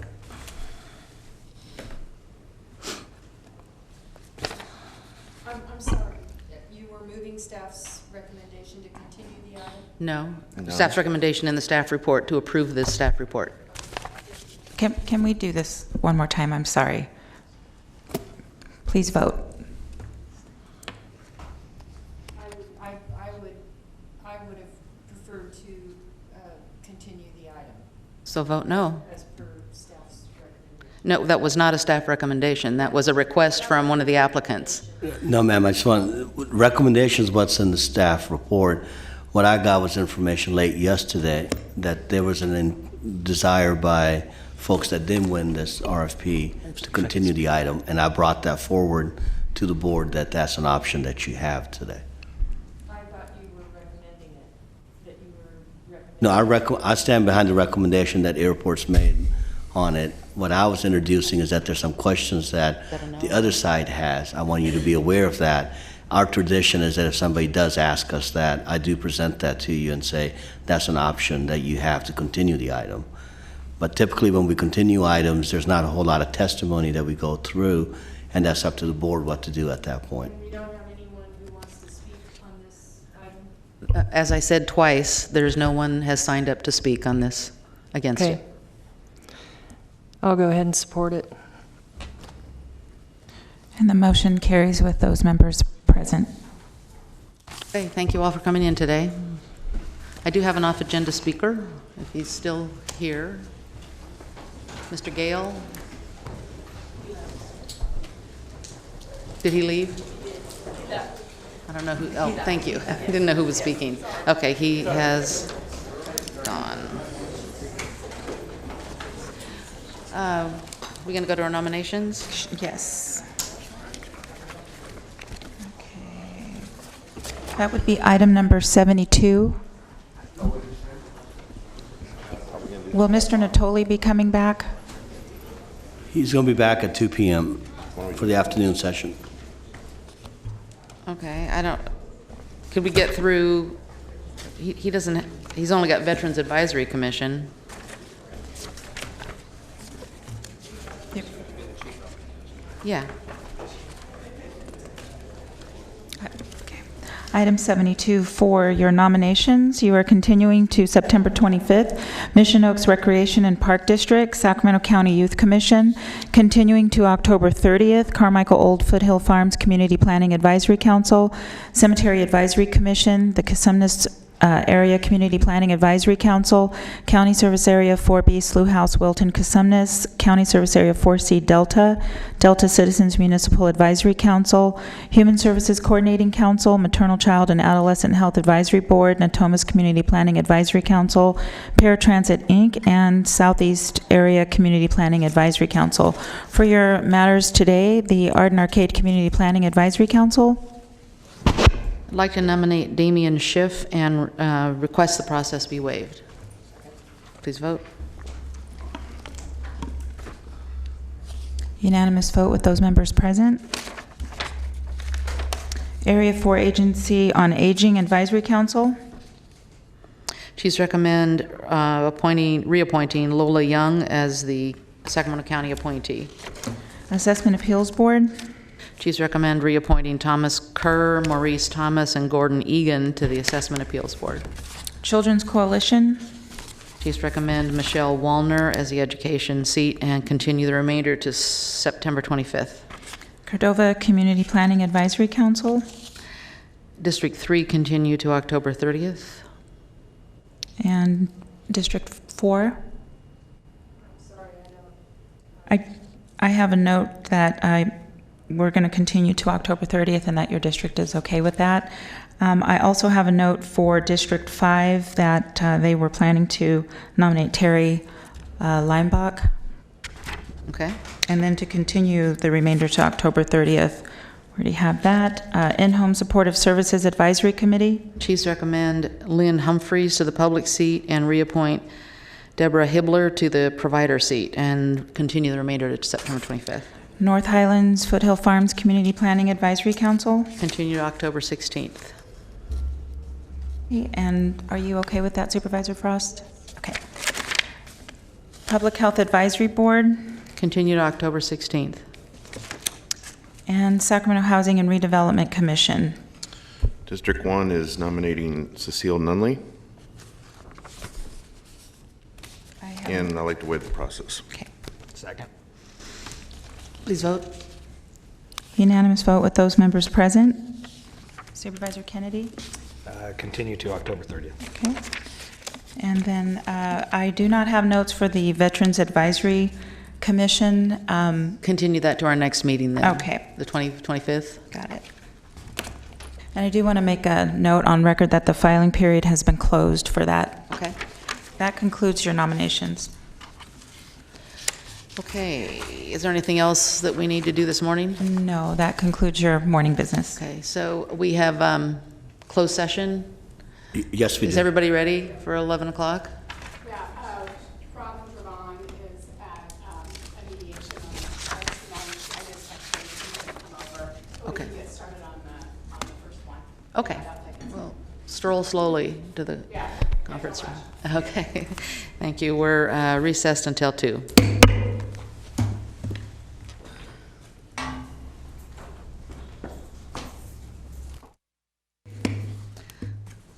Good afternoon. I'd like to call this meeting of the Sacramento County Board of Supervisors back to order for September 11th, 2018. Madam Clerk? Supervisor Cerna? Here. Kennedy? Here. Frost? Here. Peters? Here. And you have a quorum. Mr. Natoli should arrive momentarily. Okay. So for your first item, this was held from the consent calendar, item 23, approve the Environmental Management Department program. Well, if I could just interrupt, that's an item that Supervisor Natoli wants to hear about. Oh, Let's just okay. wait for that. Okay, We no can take the problem. regular agenda. Okay. So for your first item. Okay, excuse me, starting this without him? He didn't indicate that to me. I know that other item he had interest in. Yeah, okay, all right. Item 70, discuss scope of services for Inspector General's contract. Madam Chair, members of the board, last week I had brought this issue up about the IG's role in the county, and at that point the board had expressed a desire to have a conversation about the overall scope of service. What I have today is a PowerPoint that details out what the existing scope of service is, and our intent today is to get input from the board members. Our sheriff is here also, and representatives from the Deputy Sheriff's Association and Law Enforcement Management Association are here today. So at the end of this session, what I would like to get is what comments and feedback, and then work with all the parties and bring something back for the board to consider what the future scope ought to look like. So with that, if there's no questions, if PowerPoint.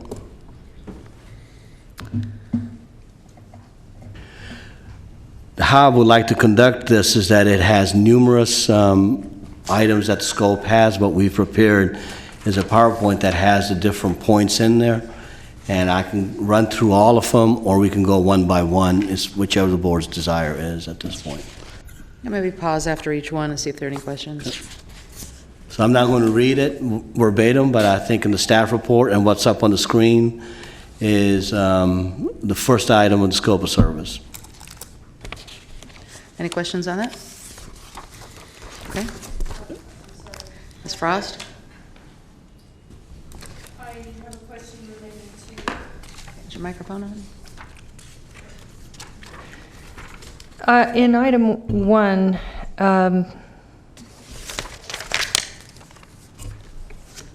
the statement says that the Inspector General may conduct audits of investigatory practices and other audits or inquiries, and may, in exceptional cases, independently investigate any other matter.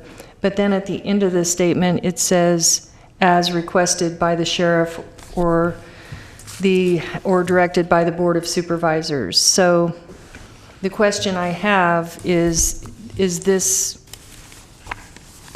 that seems like a conflict, that those two things seem like a conflict. It looks like he's an independent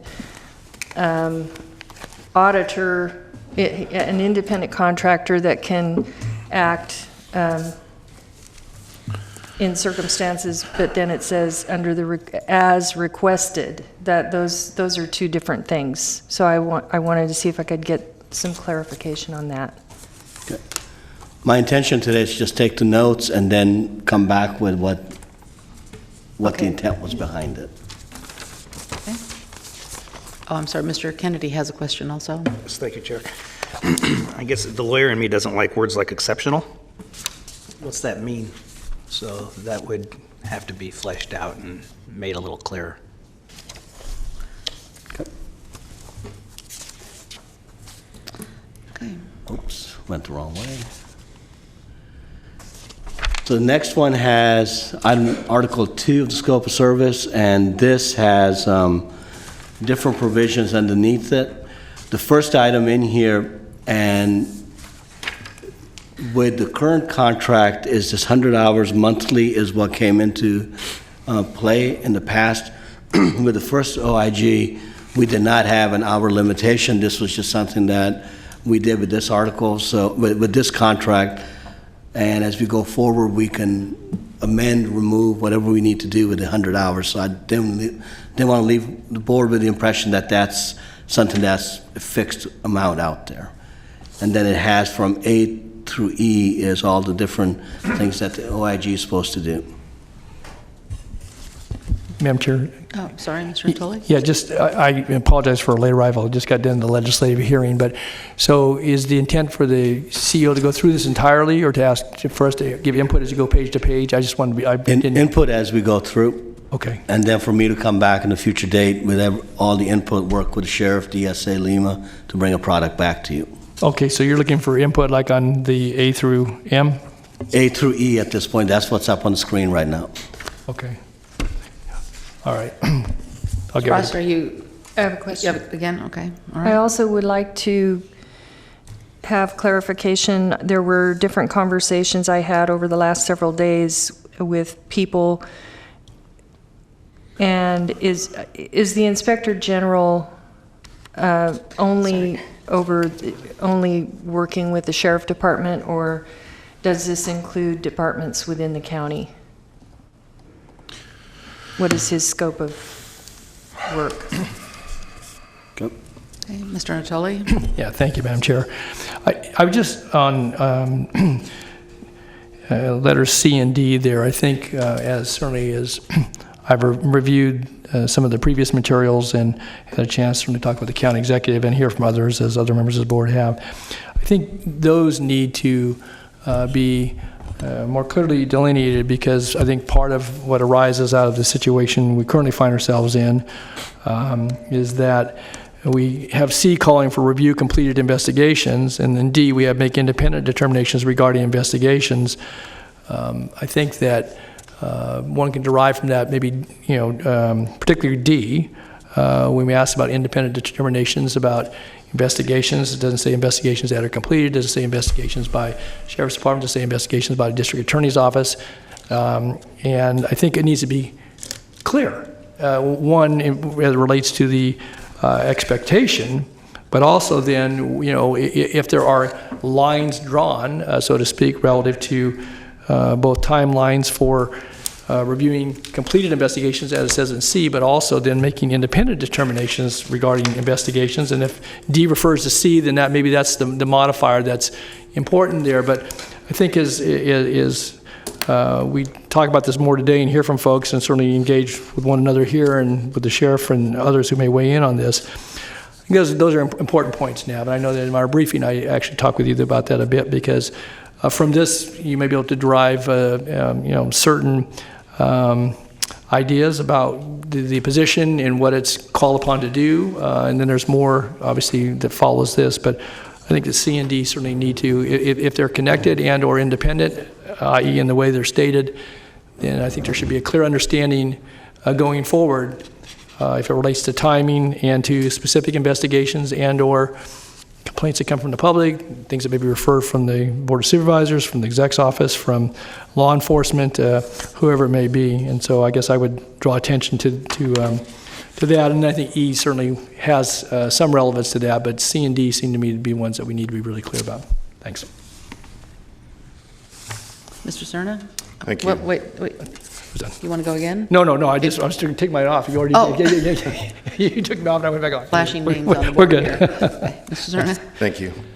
So I apologize. Perhaps this my comment is more germane to the first page of the CEO's presentation. I'm not sure where it belongs, but I don't want to have him go too far down his presentation without me making mention of something that I think is fundamentally critical to understand, and I'd be curious to know my colleagues' opinions on it.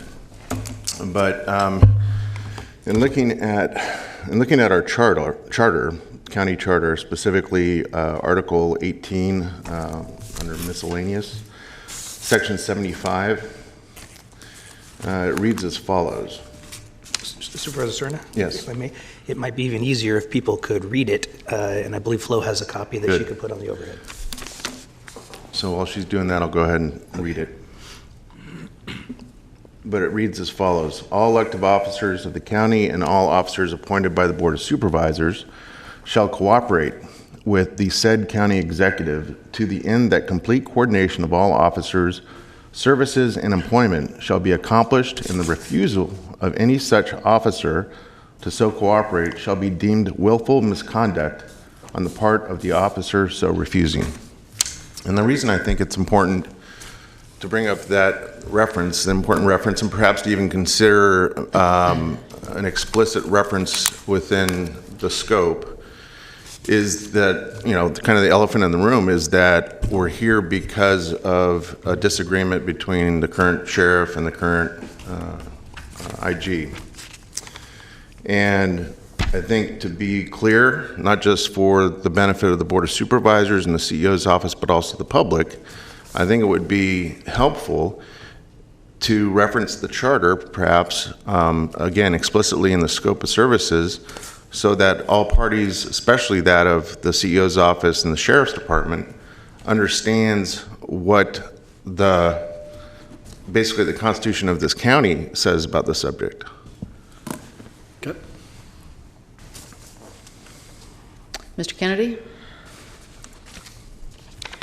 I agree with Mr. Cerna, and I too had planned to bring up that part of our charter, so since we're talking about it, I'll address that as well, because I think what it really goes to is it's crystal clear, and Supervisor Natoli actually brought this up at the last meeting, that making independent determinations regarding investigations is a critical part of what everybody saw as the IG's role.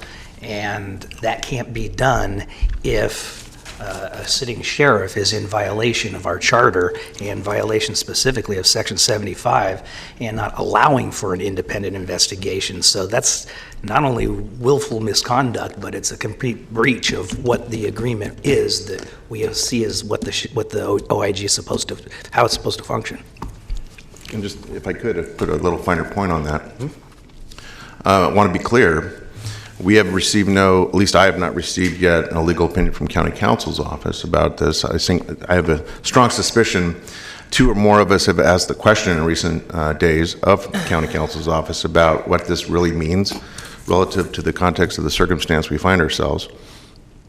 But I want to be clear, this is saying to me that it is incumbent upon the CEO's office, not necessarily the Board of Supervisors, to make sure that he or she is exercising the ability to coordinate and work cooperatively with all elective officers, including the sheriff, when it comes to, as I think it makes mention of, even employment. So that would include, I would assume, contractual employment, such as that of the IG.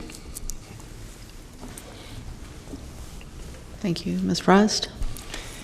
I would like clarification, I guess, from County Council. Can you put that back up, Flo? That one. That,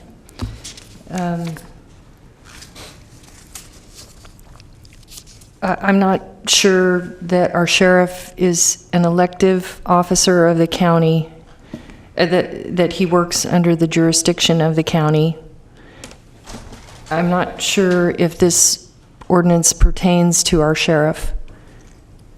It's probably a dumb question, but I thought he operated under the legislative branch and independent of the county, that we approved the budget for the sheriff, but My understanding is the sheriff is an elective officer of the county. I think that's what we're referring to. Sheriff, DA, and assessor. That's right, yeah. Yeah. So the comments that have been made are that if our sheriff refuses, if there's a refusal of cooperation, it's willful misconduct. Are you saying, are you Not my words, intimating it's that's... the charter's words. That's what it says. I'm not sure, I'm not sure I understand that based on my understanding of the sheriff's elected position. So I want clarification on that. Yes, we'll clarify that. We'll clarify this section and the memo. I don't think the sheriff works for the county. There are other provisions in the government code that address the board's inability to interfere with statutory and constitutional duties of the sheriff. And my understanding is that Robin Dravon is in the middle of writing a memo on this subject. So Okay. I think that will be forthcoming. We can get some clarification. Yes. Thank you. And we will incorporate this into that clarification. Flow back. Is that all the questions on this slide? Yeah. Okay.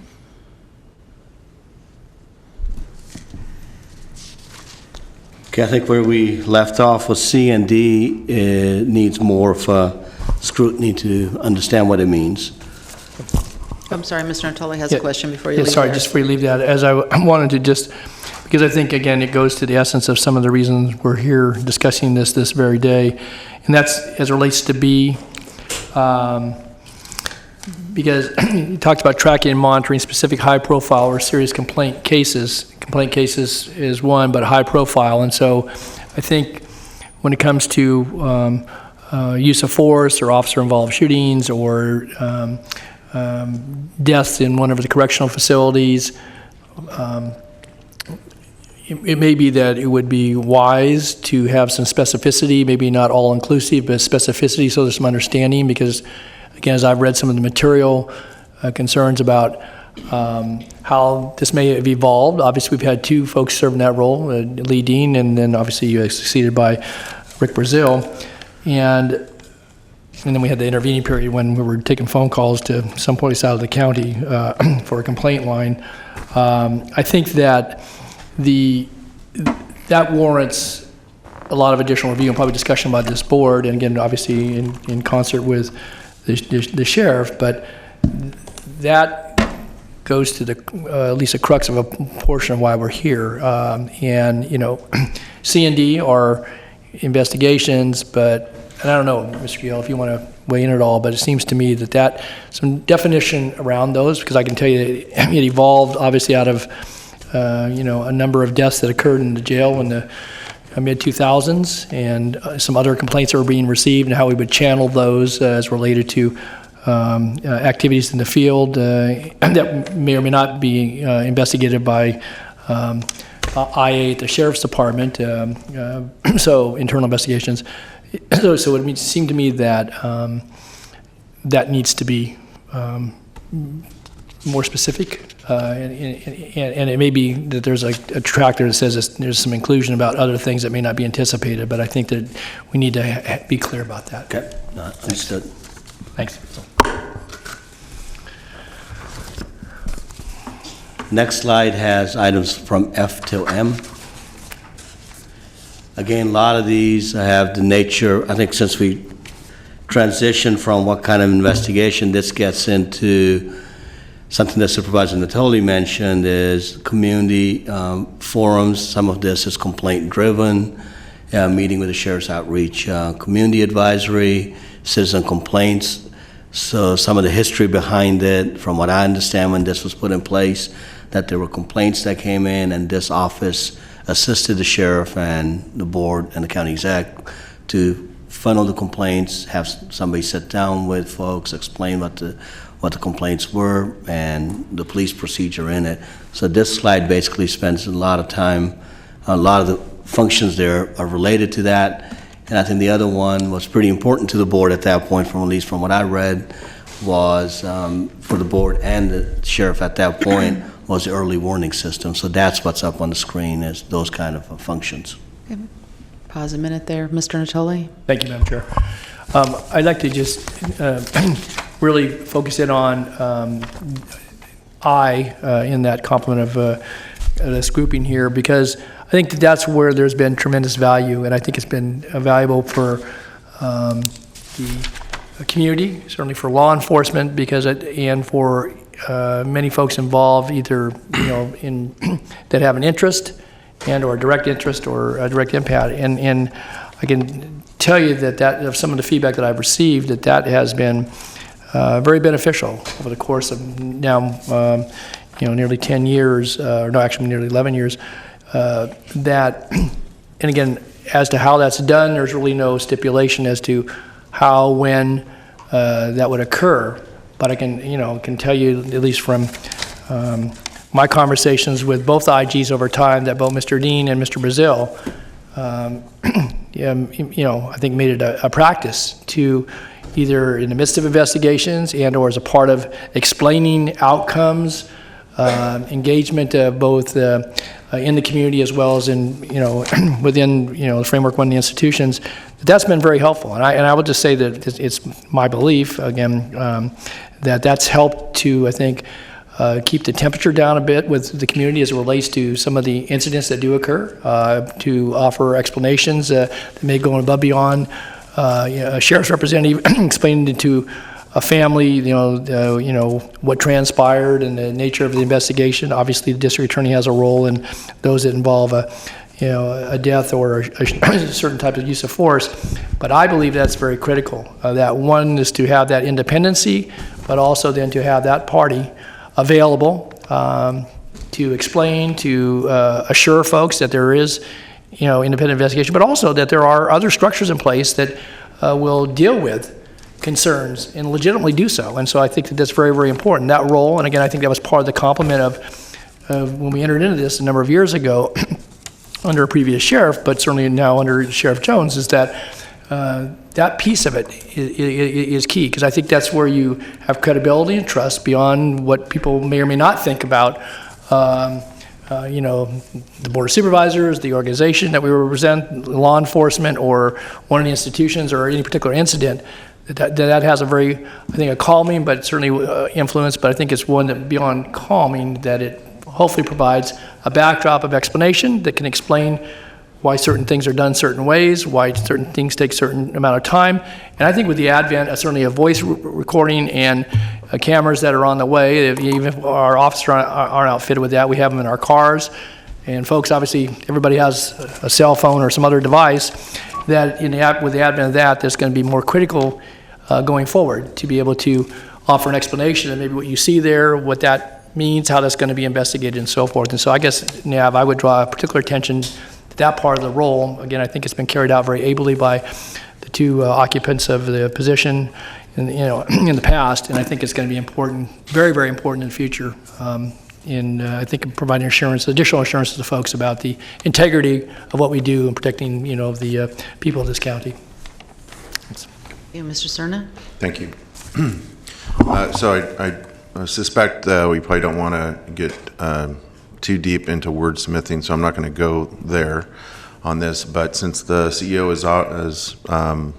seems to be sincerely exploring with the board this afternoon what are, in principle, some of the conceptual constructs of a scope of services for an IG, I want to offer this idea that under H, that we might, again, I'm not going to offer words here and now, but under H, maybe have something a little broader relative to an operative verb that is more than just attend meetings.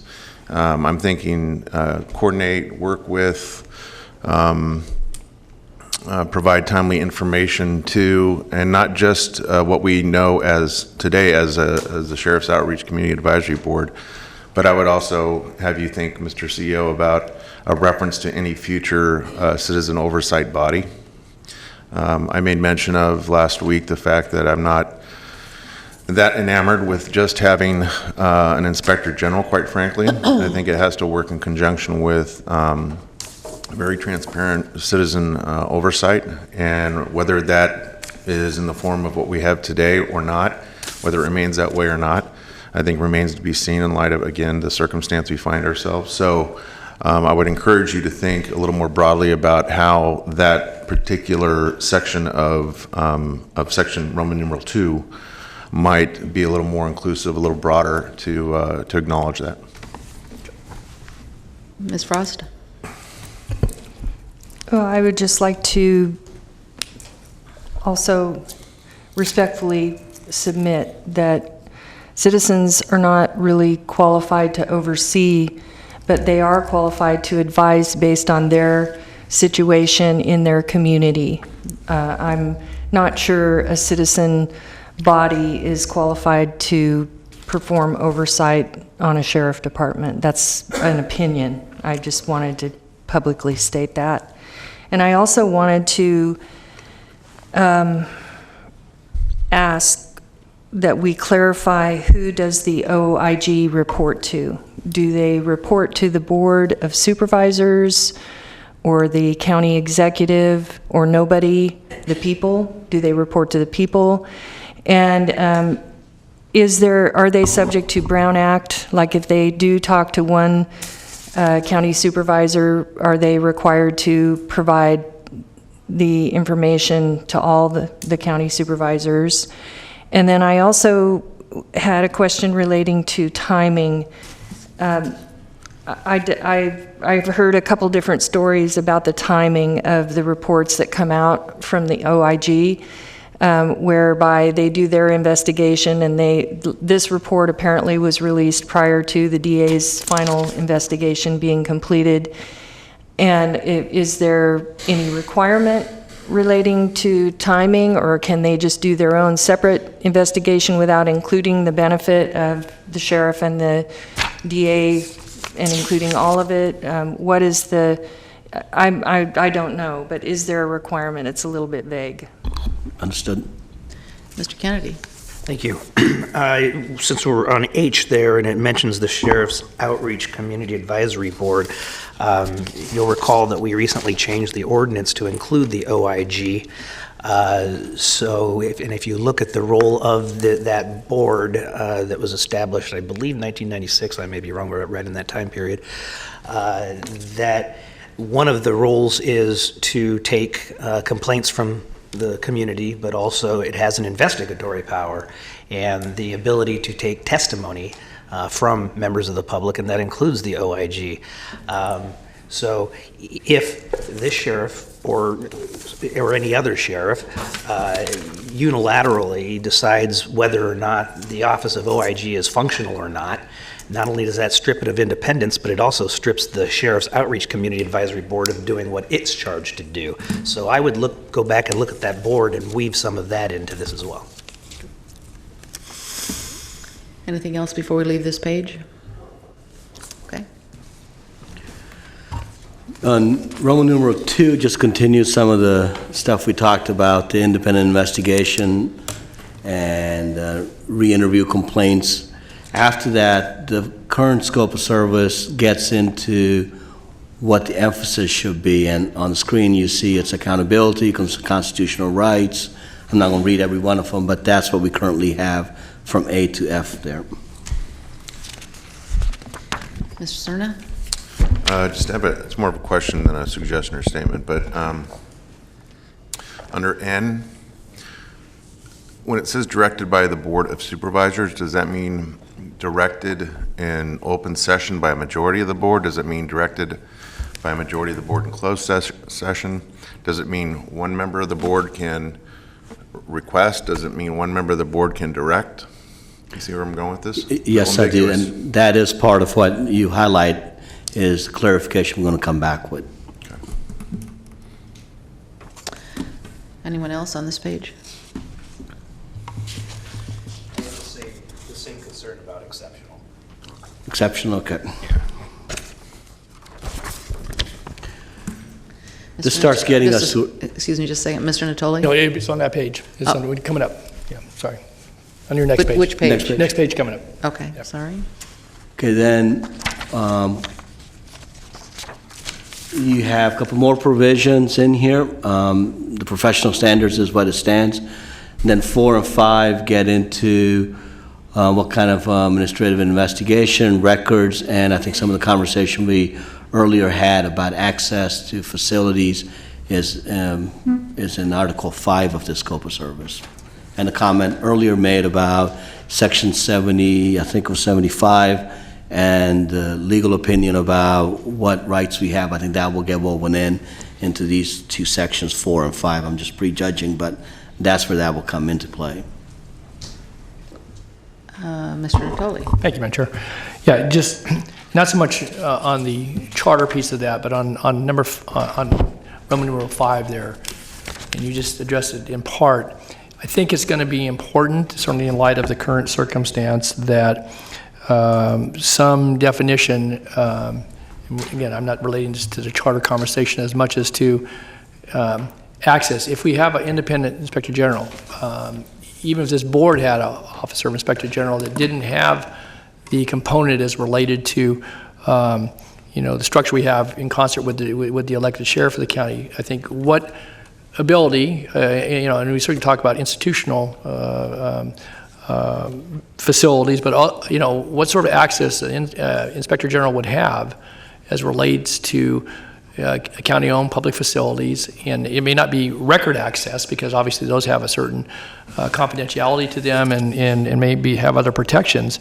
But I do think as it relates to facilities, and granted that's only a piece of it, I mean obviously being able to talk with people to investigate complaints, and so and if there's a complaint about, and we say that, for example, if our inspector general position was more blanketed to a question asked a moment ago, if this board directed that we wanted to, for purposes of of some other issues that were brought to our attention. We say we want the Inspector General to look at something that relates to children or to adult in healthcare facilities, whatever it might, something under our purview. Then, what would that mean if this person is a contractor and or a county employee, but in this case, a contractor? Because it's pretty clear what it says there. It says she'll have unrestricted access.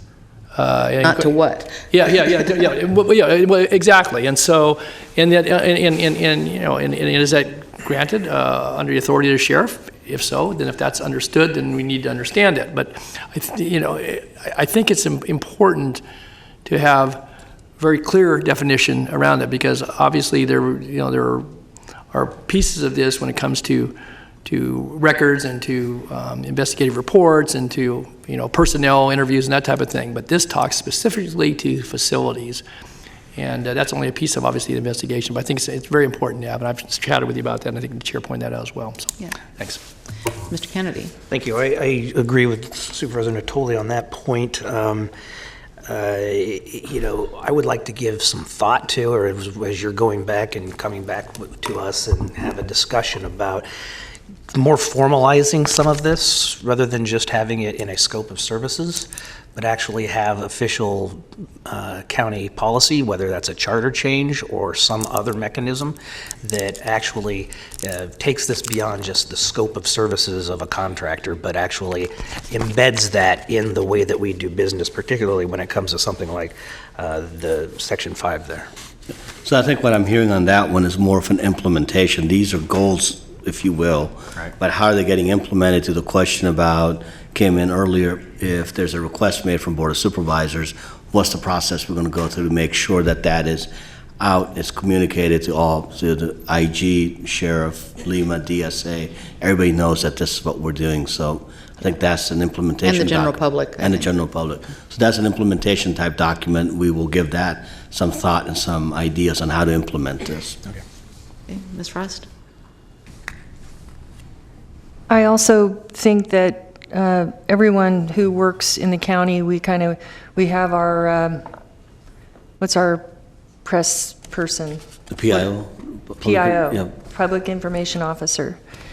If the OIG is having unrestricted access to county information, should there be a protocol in place as to going public with any portion of that information without having a review process to ensure that our messaging, not that we're hiding anything, but more sometimes when you release something or how you release it can make a difference in how people understand it. And so having our county experts in that field review, should there be some kind of a policy in place regarding dissemination of information. Okay. Anything else on this slide? That doesn't mean censorship or hiding information. That's not what I'm trying to imply. The way I'm taking the message is that there's two-pronged to this. If there is unrestricted access, and if it's a contractor, there's a confidential piece on county information. And it could be personnel records, could be other things that we have that we will not, in due business, make those available. I think that's what I'm taking that, to be sensitive to that. Second piece is to make sure that when there is information that's being released, is there a coordination with our public information office on how that's done? And between the sheriff and the DA and the county to ensure that we're all aware. I don't know. Usually we communicate and we try to be aware of what's happening. Okay. Brings us to the end, which is just the last couple of provisions in there. It's a critical incident call-out roster, which is something that the sheriff's office has. And the last one is it allows the OIG to use our logo on business cards and brochures to make sure that Sacramento County Office of Inspector General is recognized as a standalone office. Mr. Natoli? Thank you again, Madam Chair. I think on 6 there that in recognizing that this approach over the last decade or more has required obviously the cooperation and consent, certainly of the sheriff, as well as obviously the board through the county executive, and not only the employment of the OIG, but certainly in the conduct of responsibilities that have been called out for under the contract. And I guess that one there, again, if I just take it literally, is that it says that he shall be placed on a critical incident call-out roster. Now, if that's at the discretion of the sheriff, because that's something that's maintained by the sheriff in the capacity of deploying responses to critical calls and to situations that occur in our county, then it needs to say that. But otherwise, it doesn't say that the sheriff, sole discretion, has the ability to say that you come off that list. Now, again, acknowledging what I said a moment ago about cooperation and the consent of the parties here. And so, again, I want people to be very clear, because if in fact a situation, if we work our way through this and there's someone else in that position in the future, that there's something that would trigger that it doesn't say that, that the sheriff or the working with the board chair or the county executive, it just says that capacity is there as long as they're under contract. And currently there's a valid contract in place, but that particular piece of the responsibility has been extracted along with access to facilities and other things. And so I guess going to the point about clarity that I've been kind of harping all afternoon here is that I think it needs to be clear so it's understood. And again, if in concert there's concerns, then either notification to the board chair or county executive. But if it's unilaterally vested with the sheriff because of either law and/or that's the understanding, I get it. But I think it needs to be crystal clear. Hey, Mr. Cerna. Thank you. One last suggestion. It's kind of global. One of the things that's kind of buried a bit in Section 2 of the scope, it's much less pronounced in terms of the expression of how the IG is expected to serve and function when it comes to investigations, is his or her role when it comes to actually performing services that, quite frankly, benefit the sheriff's office, and that is offering recommendations for improved performance, service, what have you, relative to the force of our deputies. I think it's worthy to give some thought, Nav, to perhaps a separate section, separate from investigations, that is about the kind of the broad topic of the kind of the widget that the OIG is expected to make for the county, for the people, and for the sheriff himself or herself, which is to offer some methods for improvement of service delivery. I think that gets a little lost in the way the scope is currently drafted. Okay. Ms. Frost? When I was in the mortgage business and I got a job, they told me if I quit, I can't compete for a couple of years. Should there be consideration for that? Is it adverse? Is it a position that might be sensitive to, you have all that information and then you're competing for a position that you're working under at the county? It's just a question I would like to explore. An example would be if the Inspector General was going to run for sheriff, would that be considered a conflict of interest? One item that the board members didn't bring up, and we did deal with it under the scope of service, even though it wasn't very clear, was that our expectation with both gentlemen that have had this position is that when you're performing as our OIG, you're performing for Sacramento County. That means no outside employment during the term of the contract. And I'm asking for the board, is that something that you'd be interested to see incorporated, or is that you want to delegate that down, or how do you all want to handle that issue?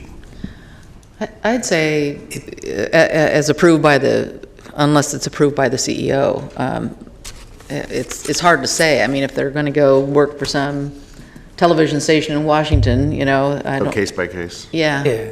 I mean, I think with 100 hours a month of flat restriction on it would not be reasonable. Yeah. Person has to make But a I think it living. needs the approval of. But yes, and we've been through that, if you'll recall. We did have a situation in which the OIG did ask whether or not it was appropriate to do some work in a local jurisdiction, and the answer was no, and it wasn't done. It wasn't just never got into the scope of service, but what I'm hearing is case by case with approval. Okay. Okay, any Yep. final comments on this part? Oh, Mr. Natoli? Yeah, just, I wanted to go back to page 5 real quickly if I could. I think it's an important point. That this position, as created, had the ability for either the sheriff or under direction of the board, and I think it was asked earlier about if that was, either through the board chair or through the action of the board of supervisors, but also by request to the sheriff, could monitor or independently investigate any other matter as requested by the sheriff. And so that, I think that was part of the cooperative approach that we were looking at here, that if the elected sheriff and or his staff brought to him concerns that, recognizing the position which he holds currently, is that they have the ability to do that, and I think that's important, and I think that's still important, and that should be part of it. If we're going to approach this on a basis where the idea is for serving the people of this community, but also all the things that are called out for in these pages we've gone through, that the sheriff again stands for election, but also has a responsibility for overseeing, a very large department, with a big spread of responsibility and certainly risk that's involved, both in the field and in the institutions. That to me is a key component, and maybe we need to highlight that too, so that it's understood that that if that is shared, and I think I would just take this back for kind of a final comment, is that that shared responsibility and role, respecting the roles of both the bodies here. That it crosses both ways, and so that's available as well. And I would, again, say that I think that we should maintain that.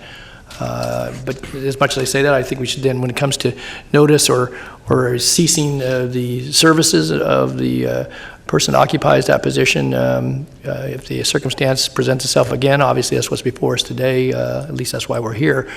Then I think that needs to also reflect that same cooperative approach. Thank you.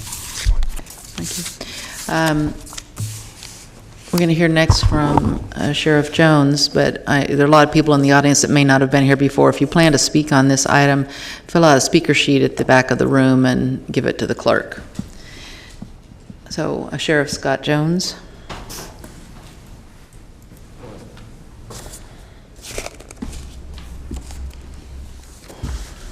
Good afternoon, Madam Chair, members of the board. I appreciate this opportunity to speak with you. I've just got a few comments, and of course, then I'll open it up to whatever questions you might have and provide some clarity perhaps on the existing contract or scope of services that you've alluded to in your comments. I think as a threshold matter, it's important to note that the only reason we currently have an Inspector General is because I wanted an Inspector General. And frankly, the only reason I'm willing to entertain a discussion about another Inspector General is because I still want an Inspector General. The reality is a police chief is different than a sheriff. A police chief is accountable to one person. Conversely, a sheriff is, under the truest sense of democracy, accountable to everyone, much like every one of you. For me, that's 1.5 million people.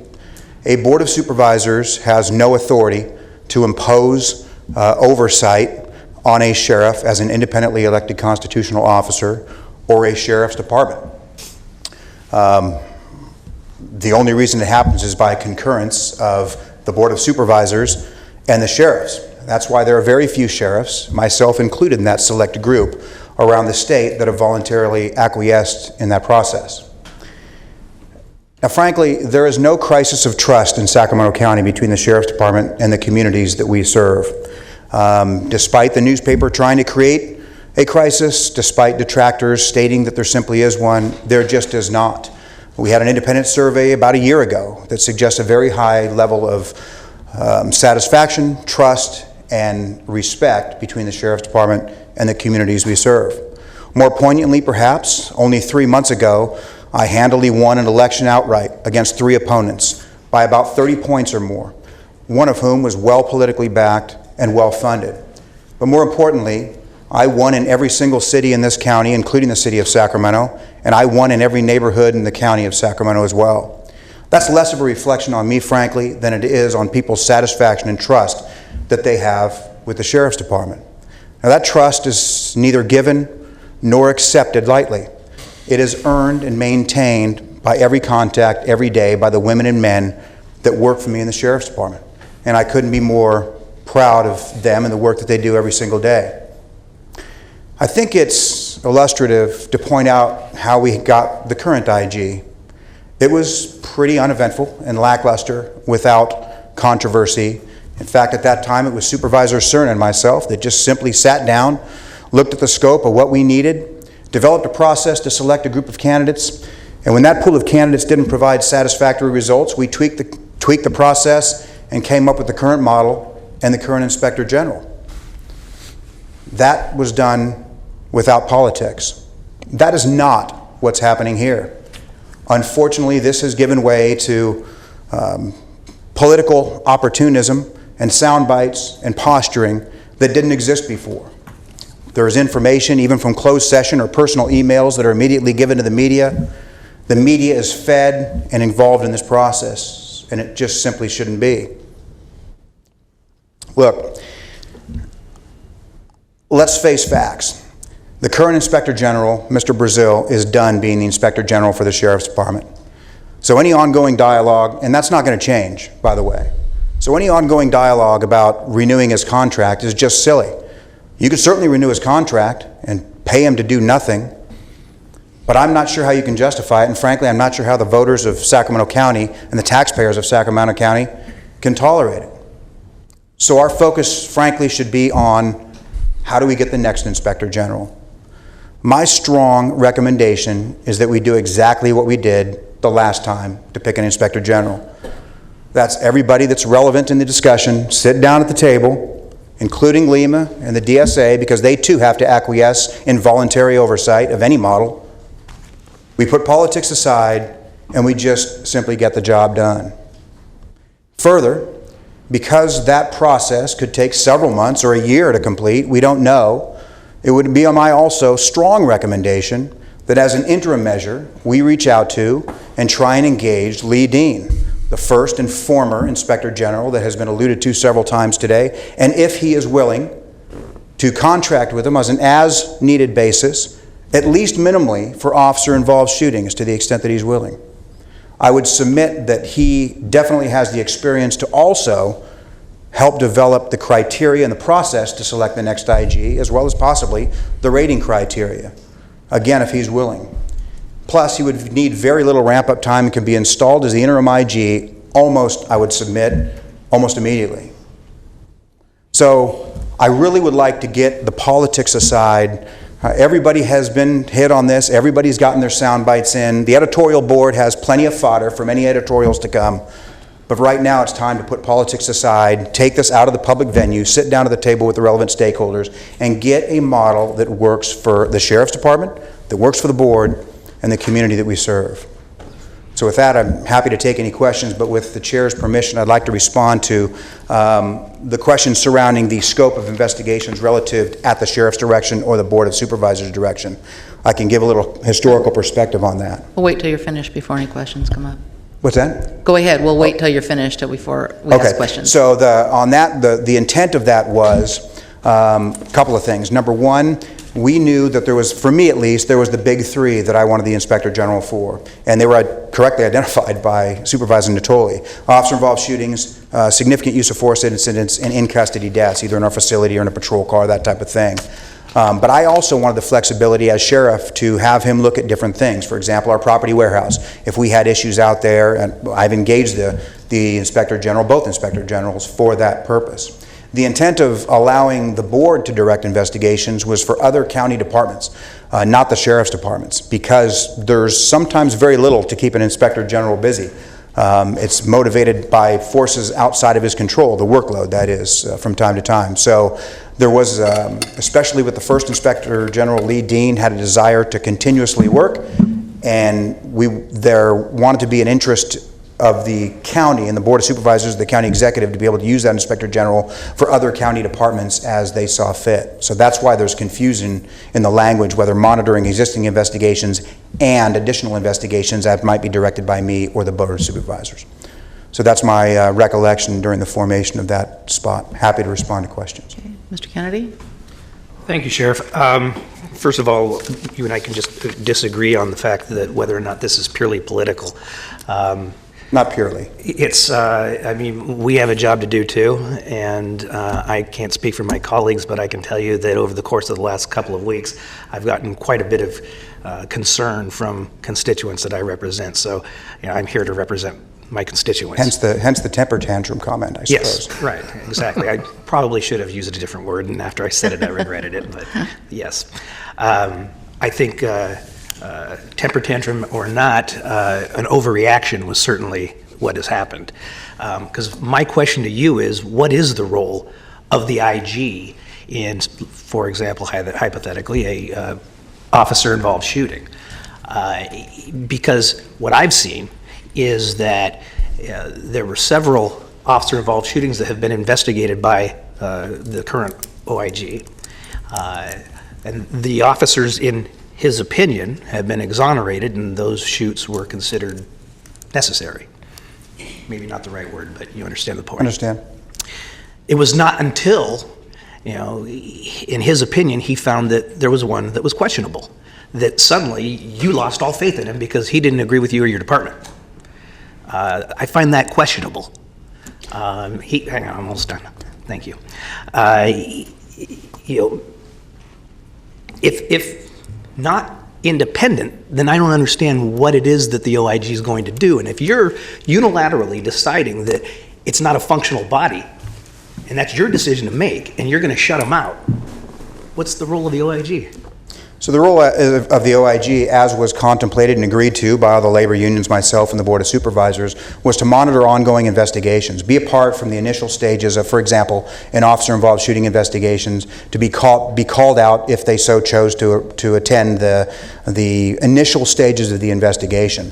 Throughout the course of that investigation, to monitor the progress of the investigation, and thereafter look at the sufficiency and completeness of those investigations, and if they had recommendations or concerns as to the sufficiency or completeness, they could bring that to the attention of our executive staff or the relevant stakeholders. I think we had a good relationship with him or the Inspector General up to this point, and make recommendations for more thorough investigation or follow-up investigation, but then perhaps to take that investigation and make recommendations, as he has done in the past and did so in this case, about, okay, with the benefit of hindsight, not being in the position that I was in, with the benefit of hindsight, maybe these are things that the department can look at. Now, I can take them or leave them. Some have been very valuable. I've always appreciated them. I could agree with them or not, but nonetheless, that's what I expect the Inspector General to do. And I do take a little bit of not offense really, but about the fact that the implication that this was the first critical report, and so this is what threw me over the edge. And the reality is, there's been criticism in every single one of his reports. It wasn't that. It was the departure of the manner and the conclusory nature of this report. As I've spelled out into the letter that I've sent to all the board members, or has made its way to the board members, and of course made its way to the media as well. I think I was very articulate, and it wasn't necessarily that the report was critical. It was the timing of the report, the method, the fact that his analysis was just simply wrong, and used the wrong criteria to come to conclusions that he was ill-qualified to make as a lack of expertise in either the law or being a use of force expert that has ever been voir dired or qualified in court. So you're saying that... And by the way, I'm sorry to interrupt. Sure. But although it's been... You represent 1.5, I only represent 250. So go ahead. That means I get 5 times the... Okay, all right. And by the way, although it's been represented many times that he has many times released officer-involved shooting reports before the DA's findings, that's simply not true. There's been 9 reports that he has opined in officer-involved shootings, 7 of which struck a subject. This is the first report ever where we've hit a subject where he has released it before the district attorney's findings, and furthermore, in his own words that it is the policy of the Office of Inspector General to wait until after the DA's findings are made. And even in the 2017 annual report under this latest shooting over which this controversy started, he said that his report was pending the outcome of the district attorney's report. So again, it wasn't one single thing that caused me the concern enough to protect the integrity of the department in the process. It was the culmination of many different things that simply weighed the scale in favor of me taking the action that I did. Okay, so as we're not here to discuss the contract of the current OIG, that's, you had opined that you did not want that to be, that's not why we're here today, it's not on the agenda. But what we are to talk about is discuss the scope of services of the office. So you don't think that this current OIG, and I'm going to use him as an example because I can see others applying for the same position with similar traits and experience, you don't think that the current OIG is qualified to investigate an officer-involved shooting when, after 30-plus years of law enforcement, a chief of police, and frankly, in many circles, considered a national expert on the subject? That wouldn't, to you, that's a layperson? So, first of all, I believe that him investigating independently officer-involved shootings is clearly outside the scope of the Inspector General's contract, okay. Number one. Number two, if that were to be one of his areas that he somehow had authorization to do, that's completely different than coming to legal conclusions whether force used was excessive and or unnecessary, which is the incorrect standard to apply to uses of force. So yeah, he is a nationally recognized expert on many things, and I respect his experience and his expertise on many things. But two things he is not an expert in is he is not a lawyer.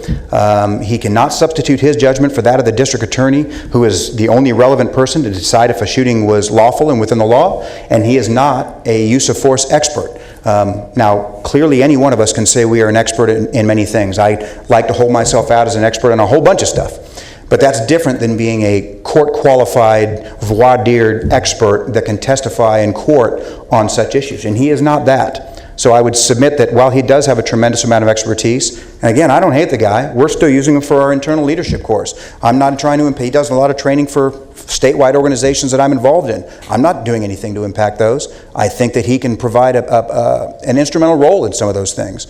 But on this particular, he went outside of his lane. It caused me too much concern to keep him. So again, on scope of services for the Inspector General going forward, so you're suggesting that it should be a lawyer? Because I can tell you, as a lawyer, I would rather it not be me investigating such incidents. Do you think that's a critical function that should be the OIG? No, not at all, other than for perhaps confidentiality issues. But I don't think the person needs to be a lawyer, but I also don't think they are not going to be doing their own independent investigations, number one. And number two, they're not going to be taking and monitoring the investigations that exist, either with our agency or another agency if they investigate it, or the district attorney's findings, and substituting their judgment for that of those investigations and coming to their own conclusions based on those investigations, where it impacts someone or a department, or it purports to be more than it really is. So that has nothing to do with someone being a lawyer. It has everything to do with someone keeping within the role that was envisioned for the Inspector General. Okay, I don't want to monopolize. I'm going to ask one more question. But just can I just say, so define use of force expert then. What do you have to be? Well, anyone could say you're a use of force expert. But to me, someone that is qualified to opine in a very public way would have to be someone that has either demonstrated an expertise in the use of force and has been qualified in court. In other words, they've had the opportunity to be voir dired and qualified as a use of force expert in court. To my knowledge, that's never happened. Okay, thank you. You had one more question? Yeah, one more question, and actually two-part question. One is, you believe that the charter applies to yourself as well as the Sheriff's Department, I would assume. I have no idea, but I mean, the provision clearly can't contemplate everything that a county executive or a board would ask me to do. I mean, it's only relevant and applicable for things that the board has the authority to impose upon me. So if you're suggesting that whatever you guys decide to do with the Sheriff's Department, I'm somehow bound by that county charter, or I'm willfully misconduct. So you don't think you're bound by the county charter?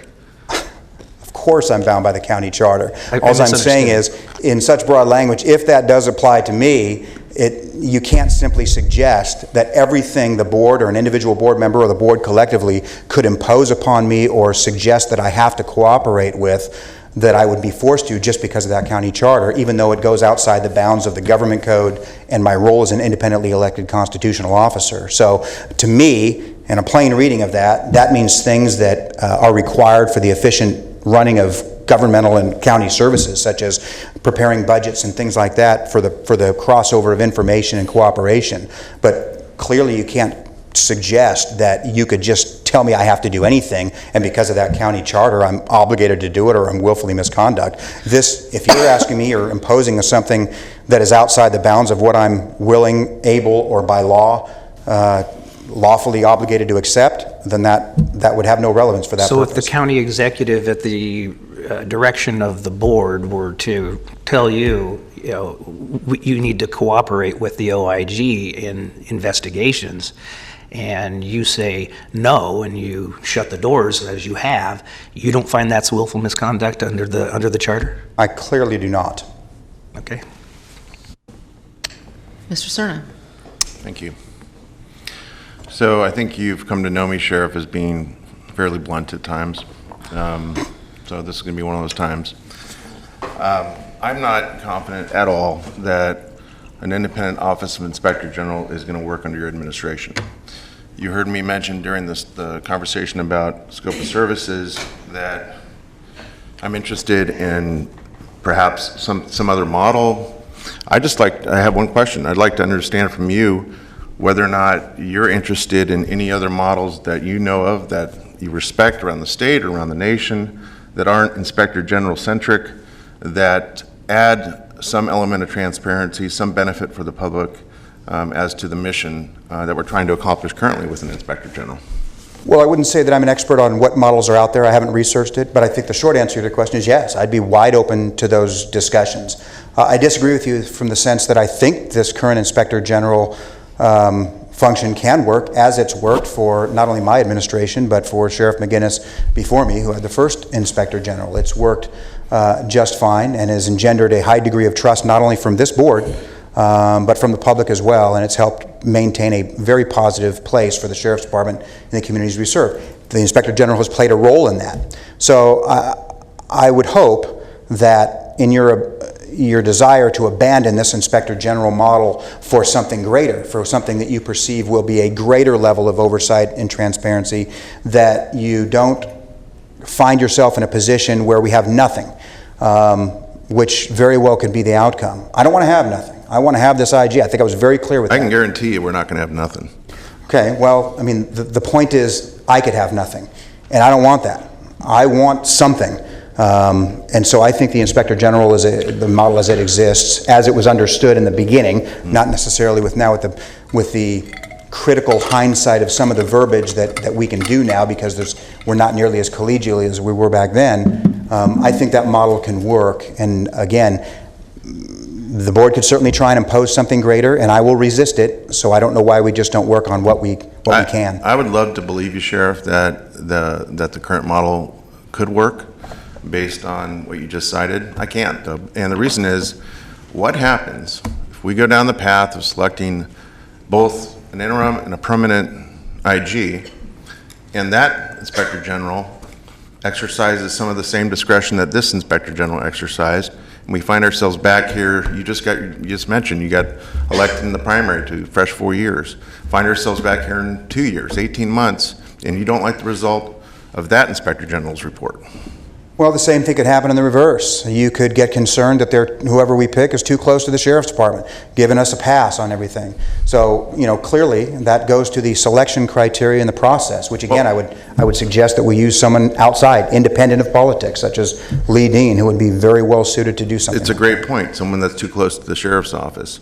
So why not explore other hybrid approaches that would really focus on making sure that doesn't happen at the same time? Provide our constituents, yours included, what they quite frankly have been begging for over the last couple of weeks, which is greater transparency. Well, I'm not sure the entire county's been begging for transparency, but I will say that... It's about 12 to 1 in terms of the emails and phone calls that I've been getting. Oh, really? I get a lot of emails too, but nonetheless, that's my job. My job is to create a level of trust and be able to do my job and make it easier for all 2,100 people that work for me to do their job. And to do that, I do believe that I have a very high degree of trust with the community and transparency. It may not be the exact type of transparency or model that you would like to see, but what we have is working very, very well. Now, can that be enhanced? Absolutely. But the best person to be able to enhance the relationship between the Sheriff's Department and the communities we serve is not any one of you. It's me as the sheriff. And if I can't do it, then the response is that the voters vote me out and find somebody else who can. So, Art, so basically you're saying my response to those concerned citizens that have approached my office, asked me to do many things and explore many ideas in light of this circumstance, is to say, no, Sheriff tells me it's not my position to get involved. I don't think I said any of that, and plus I was very clear saying I would be open to exploring other models, but I have to be very clear about it. I think you've stressed several times already today that you believe very firmly that it's a unilateral responsibility. That is one of my responsibilities as sheriff. That's independent of whatever else we come up with in terms of either another IG or some other model that we can discuss. But it is my job to create that transparency and trust with the community, which I've done for 8 years. And that necessarily, I mean, correct me if I'm wrong, but I'm hearing you say that necessarily means that it excludes this board. I don't recall saying that.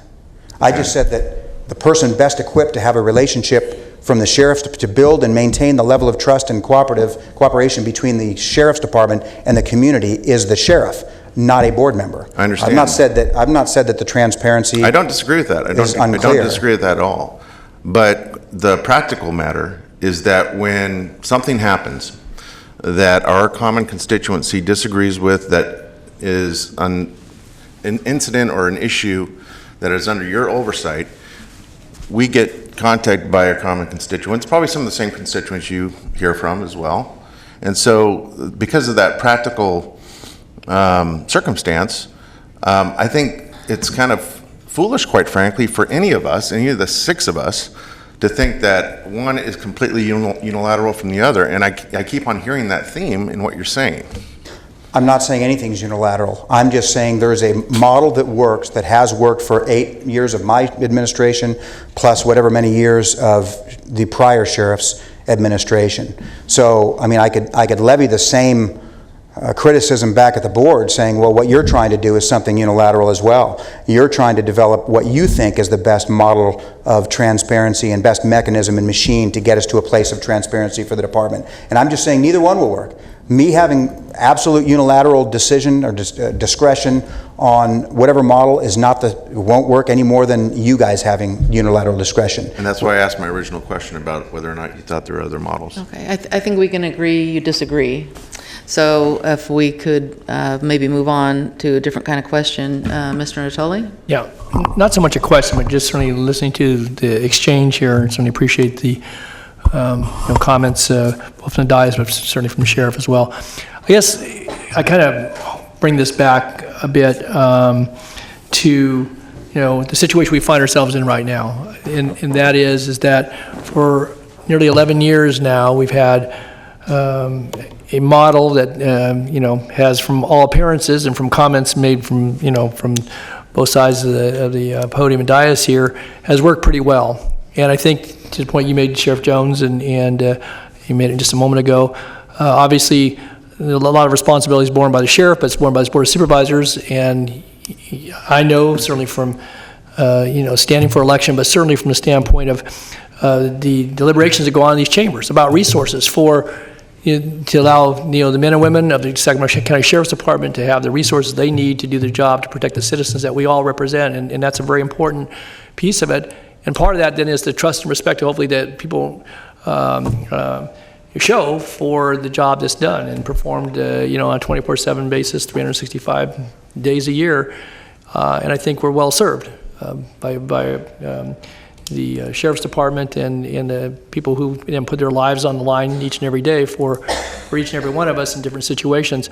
But I guess I want to bring this back to what I kind of see the core to here is that if we're going to go forward, maintain that trust and confidence, recognizing a cooperative arrangement that I think certainly reflects the personalities both here amongst the 5 of us and certainly the sheriff in the sense that, again, we answer to a common constituency, and I think we all take those jobs seriously. So what I'd like to get us to, and I think part of the comments that at least I offered today earlier when we're kind of going through the portions of the things that we like to see, is that whether it's this model or some other model that folks agree upon, I believe we need to have that independent opportunity to, again, hopefully work cooperatively, but if there are times when, and again, this board gets called out from time to time about the way we perform our jobs, and, are we giving enough resources for this? Are we, do we care enough about this segment of our constituency? So I think that independent review is very important, and I've heard you say the same. So I guess what I'd like to bring it back to, though, is that I think it's imperative that that position be occupied, and that we have a party that we all have confidence in, and that the community can have confidence in, because otherwise, I think what it looks like, to certainly to those that are watching these proceedings, but to the general public, that it worked well, an incident that precipitated where we are today, and now it doesn't work so well anymore. Well, I'm not willing to just disregard where we are, and so I guess what I'm going to ask, certainly of Mr. Gill, but our sheriff, and certainly this board, is that we find a way to make this work.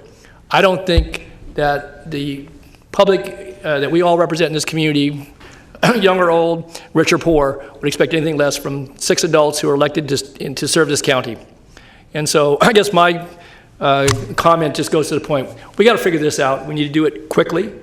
I think it's imperative because, goodness help us if something happens tomorrow and somebody questions that and we don't have an independent review. And so I guess I'm going to stress that we need to get on with the business at hand. We need to find, if this person is the party that we cannot no longer agree on, then I guess I have to accept that. But we need to find the person then that succeeds. You've offered a suggestion. I think we need to get on with it. If there are other models, I'm willing to look at those as well. But time's wasted. We need to get on with this. And I think we need to, thank you, Madam Chair, and find a way to get this position filled and to call out the duties, the responsibilities, and respect the authorities that are vested with you, with us, and with the party that we employ to do that. I think that's well said, and I agree with everything you said. The only caveat I'd suggest is if we do look at other models, which I'm wide open to, that will add to the timeline of doing it, and I think that would increase perhaps the urgency to get an interim measure in place. Okay, Ms. Frost? Sheriff Jones, it seems like in the current contract there were some ambiguities and a little bit of a lack of clarity in some areas. And so my question to you is, if we were to fix that and make more clear what the expectations are, do you feel you could reconcile with our current Inspector General? I think that would be time wasted, frankly. But I do think we have to understand that I think there was no ambiguity about the expectations when the IG was first contemplated, not just with me, but with Sheriff McGinnis before me. Unfortunately, when documents are created with everybody's kind of on the same page, we don't look at it with the same criticality that we can now and say, well, what does this mean? What does this mean? And I think that's where we're at. I've made, just some notes on the existing contract to try and clarify some of those points, but I think the timeliness of it being the end of his contract, my lack of faith, and frankly, the lack of faith that has been expressed to me by the Deputy Sheriff's Association, although they haven't been vocal in this particular thing, I don't believe it's something that can be reconciled with the current Inspector General. Thank you. Okay, well, we're not to comments yet, but thank you, Sheriff. Can you stay for the other comments in case we have more questions? Thank you so much. Do the Deputy Sheriff's Association or LIMO wish to make comments? I don't know where they are. Can't see past the lights. Okay. Then we'll come to public speakers. I have 3. If you wish to speak on this issue, fill a speaker sheet out at the back of the room. And for those of you unfamiliar with our procedure, we have a 2-minute limit on speaking. So just wanted to give you that warning. The first speaker is Nancy Marshall, then Jim Eichainer, and Elizabeth McClure. Ms. Marshall? Good afternoon, and thank you, ladies and gentlemen, for your time. I'm a county resident. I'm a county taxpayer and, full disclosure, a recently retired, almost 30-year county employee. Retirement's a good thing. I called all of your offices last week after a couple of days of mulling around the not-so-discreet news about the sheriff locking out the inspector general. I had no idea that that issue was being discussed that day in chambers. I thought you guys were all focused on the budget. Some of you responded to my messages, and I thank you. Some background. The department that I worked for 3 decades almost, has had an outside oversight committee for almost 20 years now. It was not always pleasant to have situations reviewed and questions asked of us and our staff, but we were always cooperative and civil. Why? Because we were told that was something that was expected, A, and B, because it was the right thing to do. Lessons I've learned from that: sometimes having fresh eyes look at a situation or an incident can help you see a policy that needs to be changed, a procedure that possibly should be amended, or catch something you missed. Solutions and recommendations have always been a part of the process. I never took it as a gotcha. Rather, it was ways to improve.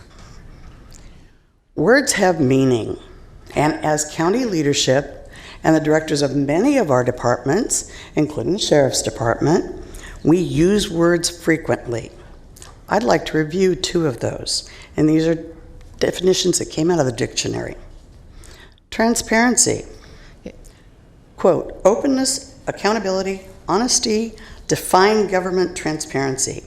In a free society, transparency is the government's obligation to share information with its citizens. It is at the heart of how citizens hold their public officials accountable.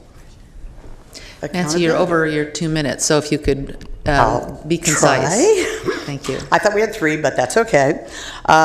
In calling, I talked about my concern about the ignoring of the IG and the sheriff's actions about that. I seem to remember him being part of choosing that person. The county has a trust issue with the communities it serves, those who pay its salaries and pay for its services, regardless of the thoughts that were just expressed by Sheriff Jones. Okay, Ms. Marshall, could you wind up your comments, please? Okay. Were any of us in a similar situation to the family's position, knowing the outcome of it, would we call law enforcement? I wouldn't. Would you want answers if it was your child, niece, nephew, or grandchild? I certainly would. This is not a condemnation of our law enforcement partners. Thank you. I work closely with them.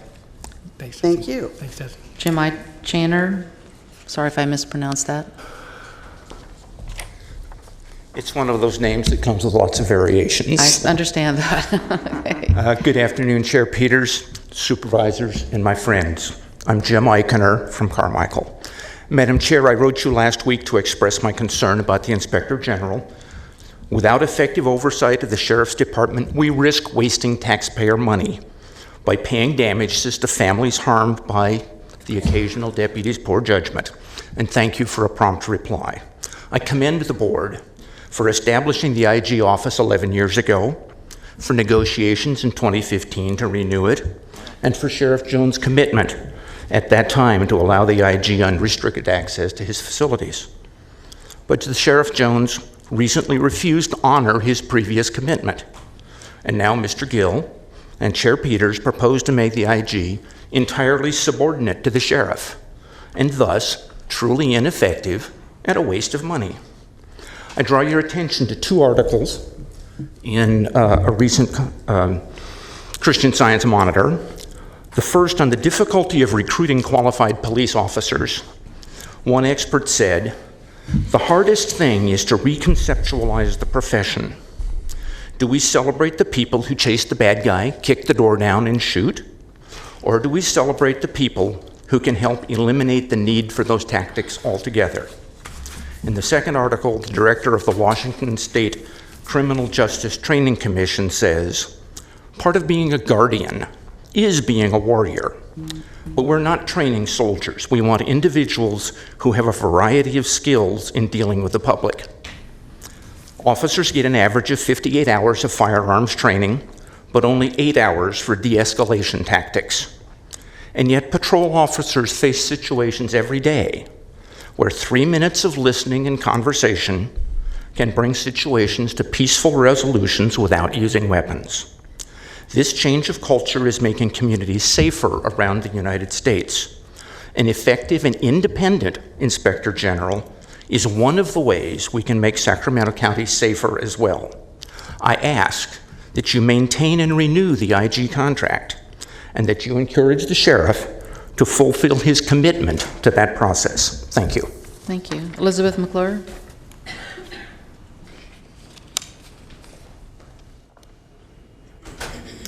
Thank you, Supervisors, for allowing me to speak today. I am a resident of Ms. Peters, District 3, and a physician here in Sacramento for over 20 years. And in reference to our first speaker here from the public, I just want to reiterate, as physicians, we always are reviewed in our outcomes when outcomes are less than ideal. Significant training occurs in best practices with the goal in mind of public safety and the safety of the employees with which we work. So I really feel and have heard from many of my surrounding neighbors that we would respectfully ask to continue this relationship with the IG. It engenders trust from your constituents and to the sheriff as well. This working together makes our community better, and we'd like to be the leaders of the nation rather than a community that people look at and wish there was some other outcome. So we hope that you suggest to the sheriff that we continue the relationship with Rick Brazil. Thank you very much. Thank you. That is all the speaker requests I have, so we'll come back to board comments. Any further? I just had a question, Madam Chair. Mr. Cerna has a question. What's the next step here, Mr. Gill? What I plan on doing is meeting with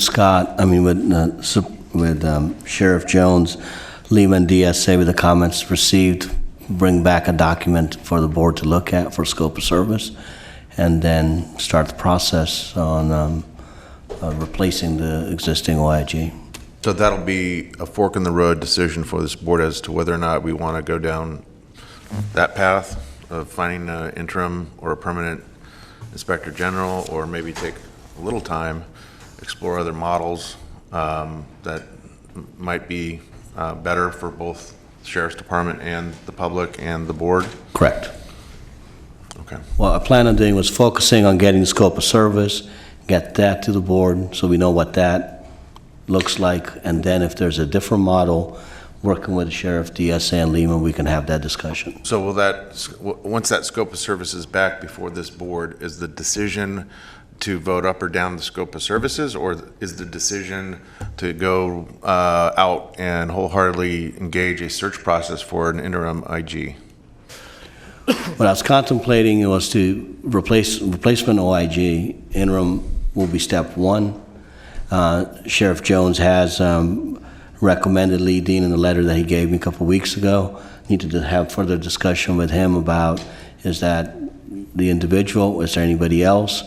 And then after that, with discussion with board members and the sheriff and with Lehman DSA on a permanent or at least an interim process. I think what you brought up today with other models, I do need some time to spend with the sheriff and with the other folks to discuss if there's other models, what kind of timeline does that look like, given that we still have a need for an OIG. So is there an interim step we take while we review the other models? When I come back with Sheriff Jones, that's a discussion we've contemplated on having. I'm going first blush on other models. I was more concentrating on scope of service on the OIG, but that's sort of my first blush on what I would like to do with this. And then last question, we will receive from County Counsel's office a more formal legal interpretation of the charter language that both Supervisor Kennedy and I brought to the attention of the CEO and the board and the public today? Correct. Yes. Okay. Ms. Frost? I just want to respond briefly to some of the public comment regarding transparency, and I want to express that the position of the Inspector General is one of great responsibility, and yes, the transparency is imperative. We should all be transparent. But when I think about some of these situations are more complex than might meet the eye. If you are the officer and you're being investigated and it's still not, the investigation is not complete, and someone comes out with an opinion on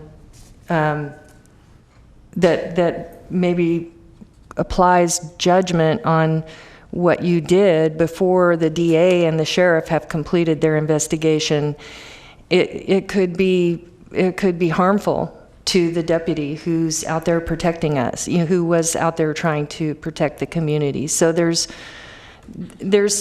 justice is a big part. Justice is important too, and letting justice play out. We want to make sure that we're transparent as we can be, but sometimes you don't rush to communicate everything until justice has played its course. And I think it's a little more complicated than might meet the eye. And I'm hoping, we'll work this out one way or the other. I just wanted to say that because it's important that you know that every one of us and the sheriff and all the deputies, all of us want transparency. We're trying to achieve justice. Okay, thank you. I think it's apparent to me that there needs to be a lot more detail in the scope. I think it was the sheriff or maybe Mr. Kennedy that said that the scope was contemplated in a different time and in circumstances of everything being perfect. And I think the times have changed, and I think we need a lot more detail in what we do expect from the Inspector General or whatever we decide to call this person. I completely agree that we need to have a civilian look at at what's going on in the Sheriff's Department, and I think both sides can learn from each other. I would look to getting an interim in place as soon as possible, because we don't know what events might overtake us, and maybe we make the term of the contract past the interim shorter to give us maybe 6 months to take a look at other options if there's a will of the board to look at the other options. So that's what I'm thinking. And for the public, we're not voting on this today. This has been an information gathering session. So I don't see any more questions from the board.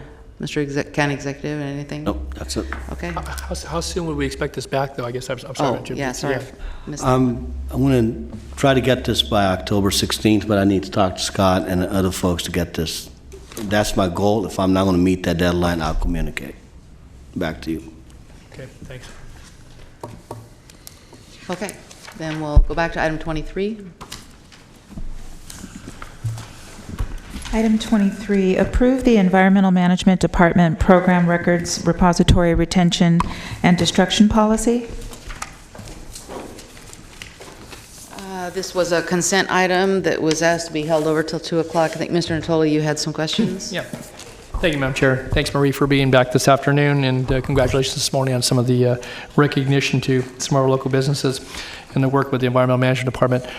A few things. One, I did note in the staff report, which I found very interesting, that I guess approximately half of all the Public Record Acts requests that come through the county actually come for information that is held with the Environmental Management Department. So I found that number a bit interesting. Didn't read anything into it, but I just thought it was a pretty high proportion. And so before that, though, and again, I'd received some correspondence, maybe my colleague did as well. I know you'd responded to it about a month ago, relative to concern about what records would be retained and which ones would be held for a period of time and then destroyed, and others that would be permanently retained and or for different varying periods. And you responded, obviously, that's what we have before us today. I had a few questions about, I guess we employed a consultant to do this. And so how was it that there were these determinations regarding certain periods of time, in some cases as low as 24 months, 2 years, in other cases permanent in perpetuity, and then everything between 2 and 50 years. And so I guess just kind of a basic question, and then I'll ask you some specifics if I could. So could you kind of tell me how they arrived at those numbers? Sure. So when we began to work on this project, which was 2 years ago, it's a long process, we decided that we needed a retention schedule for our documents since we have 50% of the records requests in the county coming through our department. We looked at 3 different criteria working closely with county council. The government code states that we must keep government records for a minimum of 2 years. But because we have 34 environmental programs that we implement in Sacramento County, we also had to look at regulation and statutes pertaining to those records in those programs. So some of them were more stringent than the 2 years. The other criteria that we looked at was we call it business need. So we sat down with staff, there are technical references, and we also received council's input regarding how the records would be looked at being historically significant. We also looked at groundwater protection.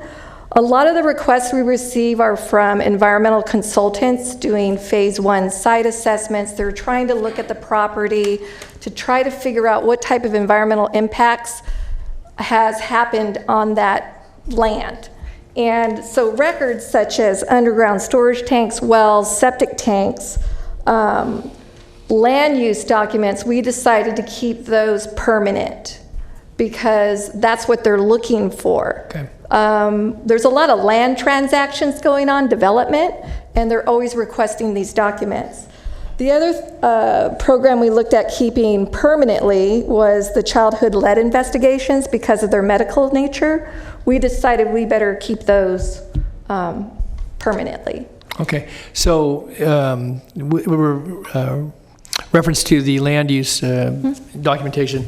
So all septic records, all well logs, and anything that pertains to, I guess, to land use. Although I did note, and that was one of the things I was going to ask about, so I guess I go right to that. On the last page, there are some land use documents that, with regards to staff reports and subdivision review committee notes, that you're only going to retain for 10 years. And I guess I question why that when you had permanent in the other categories, and there was one that you're going to remove altogether, certified receipts. And so I guess... Yes, I asked my staff person on the certified receipts. He doesn't get any.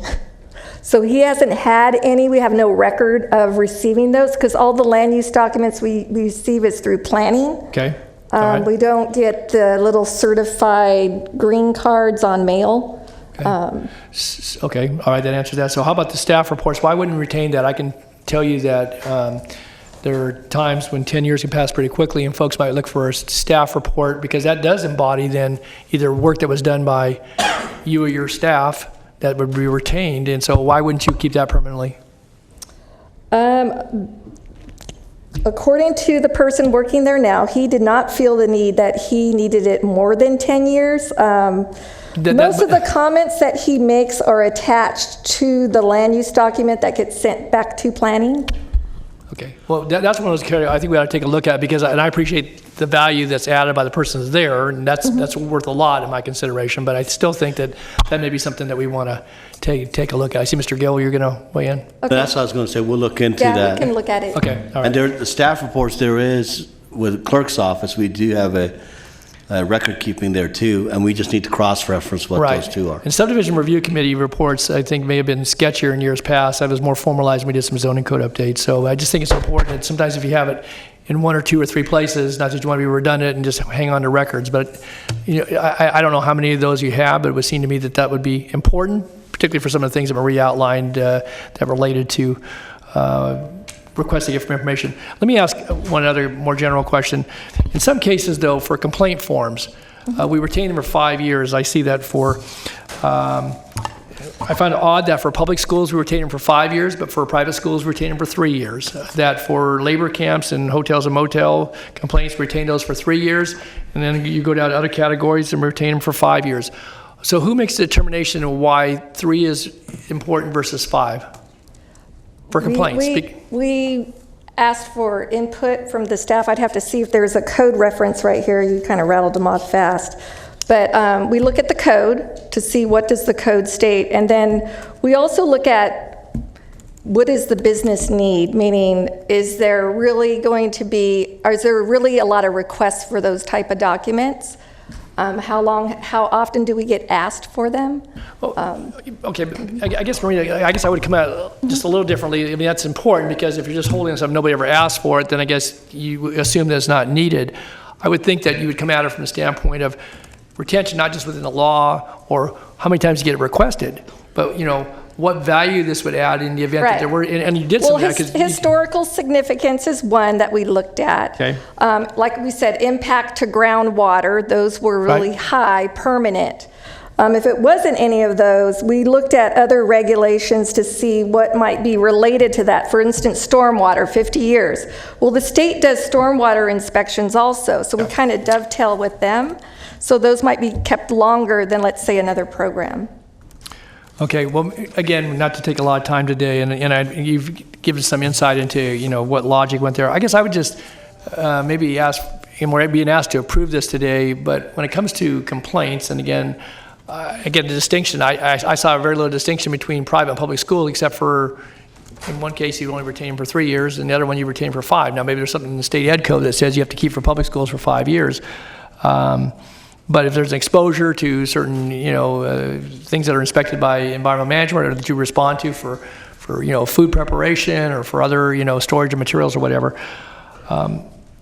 Again, what I take from this though is that you've got this big body of information and that we're going to go and we're going to destroy a lot of records by virtue of this action, ones that we're saying we no longer need. I don't know how far they go back. And before you do that, because once you destroy them, they're lost, they're gone, and maybe that's a good thing. You don't clutter up your office. On the other hand, you know, kind of the insight as to what we're doing here in recognizing the value for septic and wells and groundwater and some of those things. This is really a public protection effort, and you do a good job of it, you and your department. And I guess some of that for background for future investigations, and not just based upon who asked for it, but does it make sense to retain it? Because you may be the only, to your point about water quality, you may have redundant state and other agencies that have that information, but if you're the only agency that receives some of these and that's it and it goes away. We look at that also, we weigh that out. And so you did in each and every case, every category you went through that. Yes, because the movement with the state in our state programs that have oversight, let's say our hazardous materials programs, they are retaining the information that we send to them. So it's like a redundant. Yeah, okay, I get that. Okay, so in those cases where you're going to have short periods of time, in most of those cases there's a backup source that's retaining that retains that information? Yes, the state has one for all the hazardous materials programs we have, which are 6. Drinking water, we have to submit our results to the state. So there's a lot of programs where we have to submit our information to state agencies. What about noise complaints of a local noise level? No. Okay, but we're going to destroy those records within 5 years. Could we put this over for a couple of weeks? Is there any imperative? Maybe I can spend a little more time. Yeah, that's fine. Again, I didn't want to take a lot of board time here, and I know, and again, your response was helpful a few weeks ago, but I did examine it and talk to Mr. Gill about that. So, if you'd be okay with that, Madam Chair, maybe we continue put this over to 25th. Okay, thank you. Okay, so I'd move we continue this item to September 25th. Okay, please vote. Oh, I'll second. Please vote. Okay. Thanks. Unanimous vote. Maybe we can set a meeting up.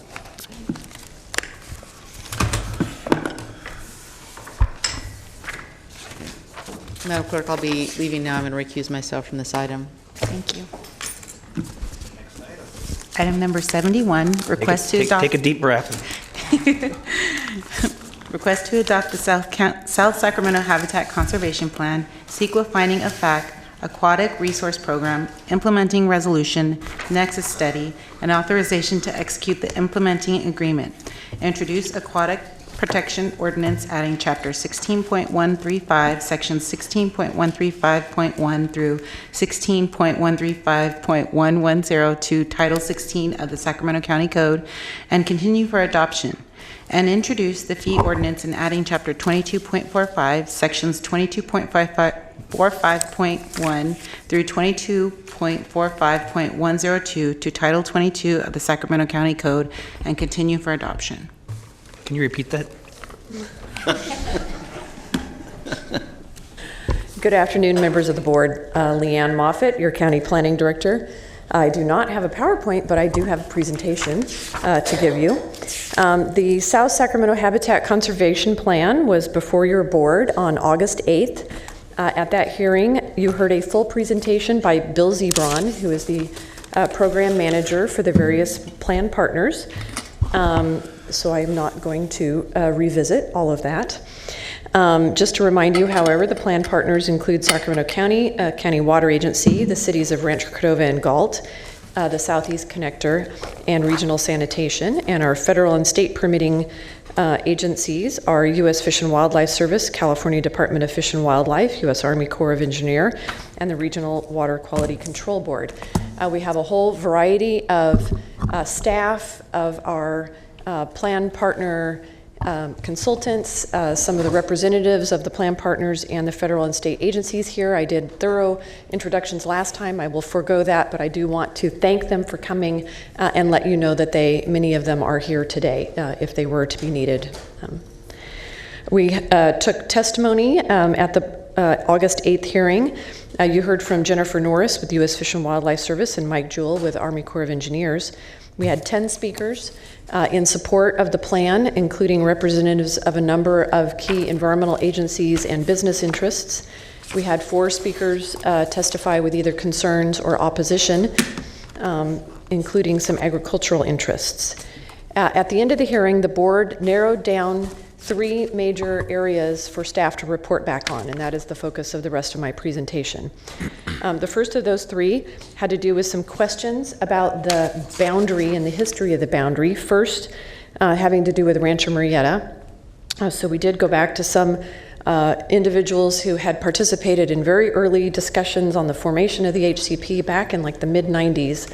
And at that time, Rancho Murrieta was not included. It was felt to have oak canopy resources that were otherwise protected by policy, and that the area lacked vernal pool resources that were a focus of the HCP. And we never really revisited that decision from the mid-90s, and so it was carved out and is not included. We also had a question about why we have included a number of very urbanized areas.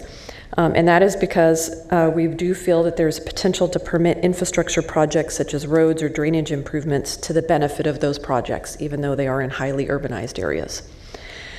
And during the briefings, I was also asked a question about what would happen if an area that's included in the HCP were to be annexed by a city, if that were the development project within that city would not have to participate in the HCP. They could participate if there was a benefit as a special participating entity under the authority of such as the county. The key topic that we have spent much of our focus on since the hearing has been the topic of governance. There were a number of concerns expressed, and I would like to refer you to Table 1 in the board report as the best summary of the changes that we have made to the governance structure. I also, on the first part of that, in the first sort of row, we talk about the South Sacramento Conservation Agency governing body, and that reflects the board discussion of adding a 4th board member. What we will need to do in the future, and which is not before you today and is not in the materials that you will be adopting, but we will need to amend the joint exercise of powers agreement, and that will have to be readopted by the county board and by the city councils of Rancho Cordova and Galt. And I do want to note, again, not for today's discussion, But we do expect there is a lack of agreement with regard to some provisions that we may need to talk about, at least in that joint exercise of powers agreement with regard to quorum and voting. So that will be a topic for a future discussion. I'm sorry, with regard to what?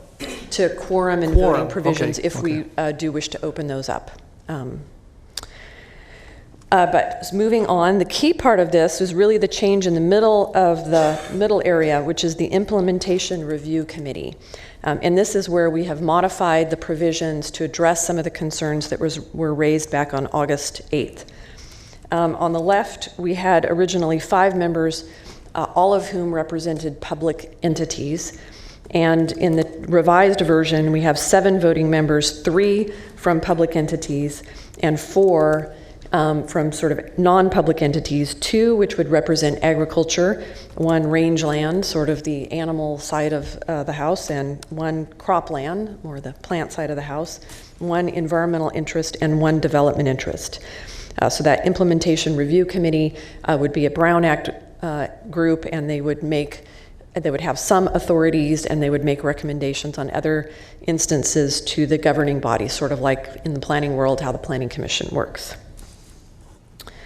We did retain the Technical Advisory Committee because that's where a lot of the science and more technical matters happen. That's where the representatives of the regulatory agencies sit, and we do have reference to the fact that we may be able to create some ad hoc subcommittees if there's some specific technical scientific issue that needs to go be studied.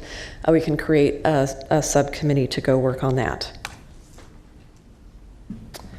And then finally, the third topic you asked us to report back on that is in your board report has to do with county general plan agricultural policies.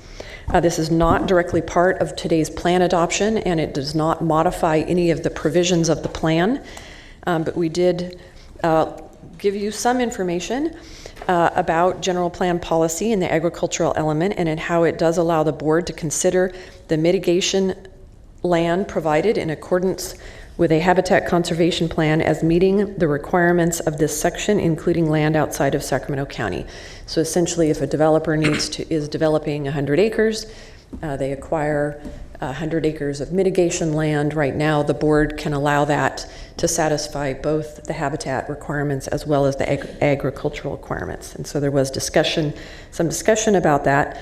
We did go back to the hearing process for when we adopted the agricultural element, and much of the focus of that discussion was really on what sort of land types should be subject to mitigation. There was reference to this stacking issue, as we call it, and there was acceptance of this policy language, but that wasn't really the focus of the discussion when we adopted the agricultural element. We also provided you with some information from other jurisdictions. We did look at several nearby counties, and we have some report back on that. I think staff are, in summary, we would stand ready to study this further and return with a report back. We've also communicated with the Ag Commissioner's office, and they are prepared to assist us as well, and they are monitoring today's discussion on this item. Any questions on those 3 things? Supervisor Natoli. Yeah, thank you, Mr. Chair. Leanne, thanks for summarizing your report and for your work obviously done over the last few weeks on this. Maybe kind of just walking down through the 3 items as you covered them in the order that you covered them. As it relates to the governance piece of this, the actions before us today, you said does not incorporate the structure because it requires the entities to obviously revise the JPA agreement. And then you mentioned something about quorum. Maybe those are some details that follow behind, obviously, if you change the number of members and or, I guess, requirements that certain people be present in order for actions to be taken.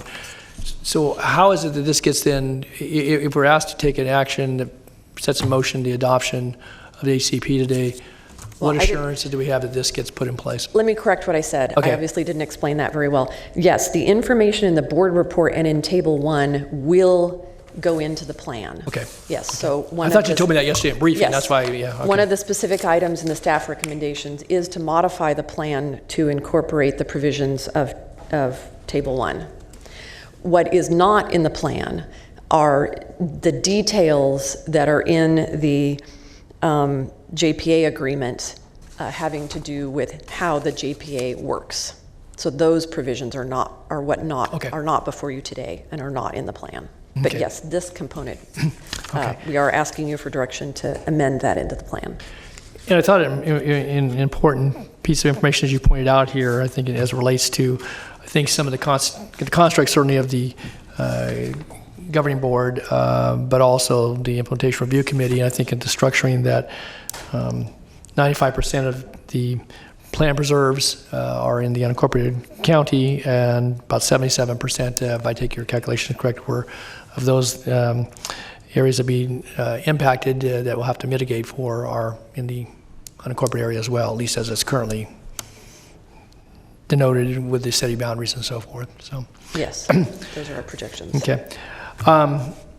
Then this point about and I recognize that, because you've been very clear about it, that the general plan discussion would require us coming back. And one of the things that I noted, and you pointed it out, but I wanted to make sure it's clear that coming forward from the general plan adoption in 2011, the Board of Supervisors, the word is there, may consider the mitigation land provided in accordance with HCP as meeting the requirements of the section, including land outside of Sacramento County. And the portion I think we heard comments on, and may again today, related certainly to in-county mitigation, and certainly whether or not full credit for stacking when there are certain obligations that come with a conservation easement that may restrict either the types of crops and or under a management plan certain types of farming practices that would might restrict the ability for the farmer and a rancher on that particular piece of property. And so how do you, in this intervening time, and I guess I'm going to ask in a moment to get this back to us quickly, but how is that being administered currently? Because if I recall from a conversation with you some time ago that may has been interpreted to be that we just are doing that and just allowing for it, and it doesn't require review by this board. Is that correct? I think most of the projects that have had that are large enough to trigger the requirement and have had CEQA have typically been before the board. Okay. But we do have projects coming forward to the board that are assuming that they can just simply do a 1-to-1 ratio for both. And so... Okay, well, and I think it's important, again, and maybe some of those folks may be represented in the audience today or not, but I think as your research has shown, which you didn't touch on, but you've talked with the adjoining jurisdictions, and again, it's kind of all over the map as it relates to how it's being done, but I know that a comment we heard from some of the farm representatives was an approach that San Joaquin County has taken, and I think you investigated that further and looked at Yuba and Yolo, and Yolo obviously having very recently adopted theirs and how they approach it. So I think it's all good for consideration. Maybe somebody get some water for Leanne. For consideration by this board. I guess I would ask, and maybe look to you, Leanne, and to Nav, is this something we could have back to us before the end of the calendar year with a robust discussion before this board? Yes. Okay. Because I think that's important to have us take a look at this, particularly with pending projects. And I think engaging certainly the Ag Commissioner. I know it's been suggested that we have an Agricultural Advisory Committee that's now functioning, and I think a lot of those seats have been filled. We haven't really utilized them because we didn't have it for a number of years. We haven't been able to utilize the services of that body, and certainly anybody else who wants to be involved in it. But I think this is a critical piece, and certainly I think it's key to strategies for farmland preservation, in addition to anything that's embodied, obviously, in the habitat conservation plan that relates more to habitat. Certainly has some farming values associated with that. Okay. Lastly, I would just want to ask you about, and we got a letter, I don't know if you saw it, as recently as today from a Herald resident, but someone who serves on the southeast area of CPAC regarding, I don't know, have you seen that, Leanne? I have not. From and it relates to, it's ag res, but also I think the question raised in that letter is what was, this party said, rumored forced permit requirements. Says these permits are to address take of species for property owners who will inevitably end up as neighboring properties to the lands that will comprise the HCP. And so it kind of goes to the ag res question. I know that was the Cosuma CPAC. They registered their concern in opposition to the plan because they felt, at least in part, that by just taking in all the ag res areas, that it puts another layer, if nothing else, of obviously of land use kind of overall that, even if it may not directly affect those lands, could you maybe take a look, while we take some testimony, take a look at this letter and maybe respond to it before we close the hearing? I think it would be important to. Well, let me give it a try. Okay. Minus the coughing fit, which I seem to be having. Sorry, I had that earlier, so sorry to give it to you. It's not our intent to affect ag res. And certainly, the way it works right now is there may be a preserve next to ag res anyway. So I don't think this changes how mitigation is happening in the county, either with or without the HCP. Okay.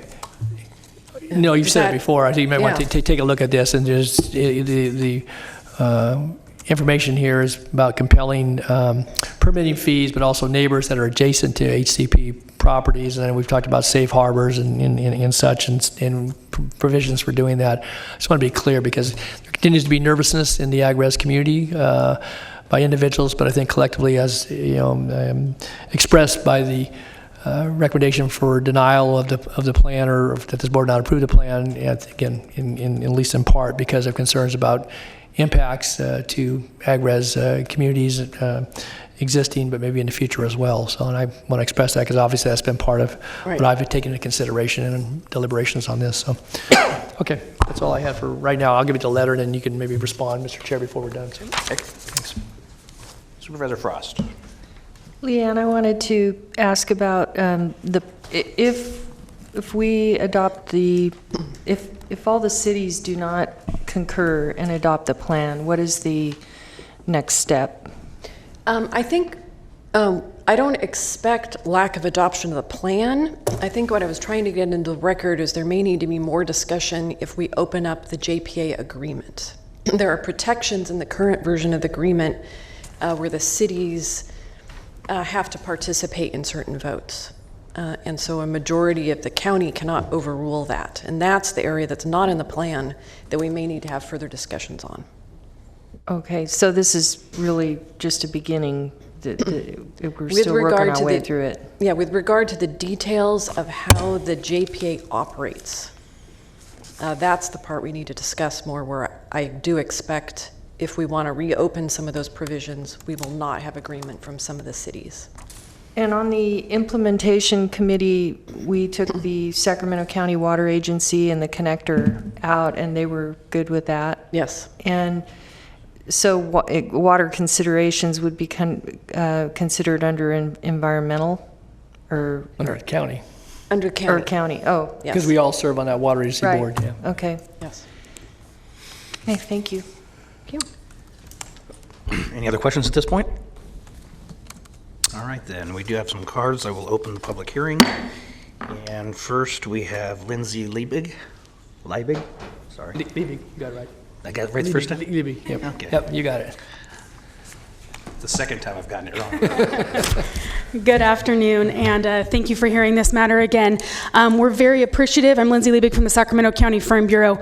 We're very appreciative of all the work that Leanne and Bill and their team did in bringing together some new governance objectives that answered our concerns that we talked about at the last August hearing, and really looking at having agriculture represented at various levels within that governance structure, and very appreciative of that.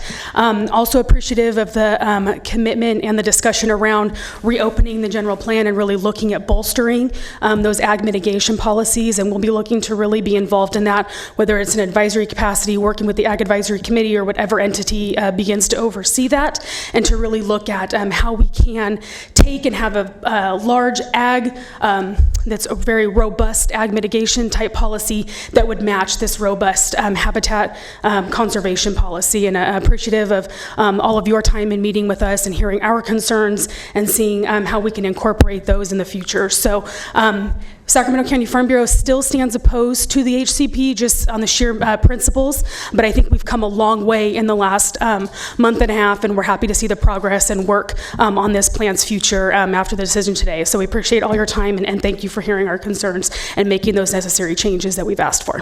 Thank you. Thank you, Lindsay. Chris R. Giles.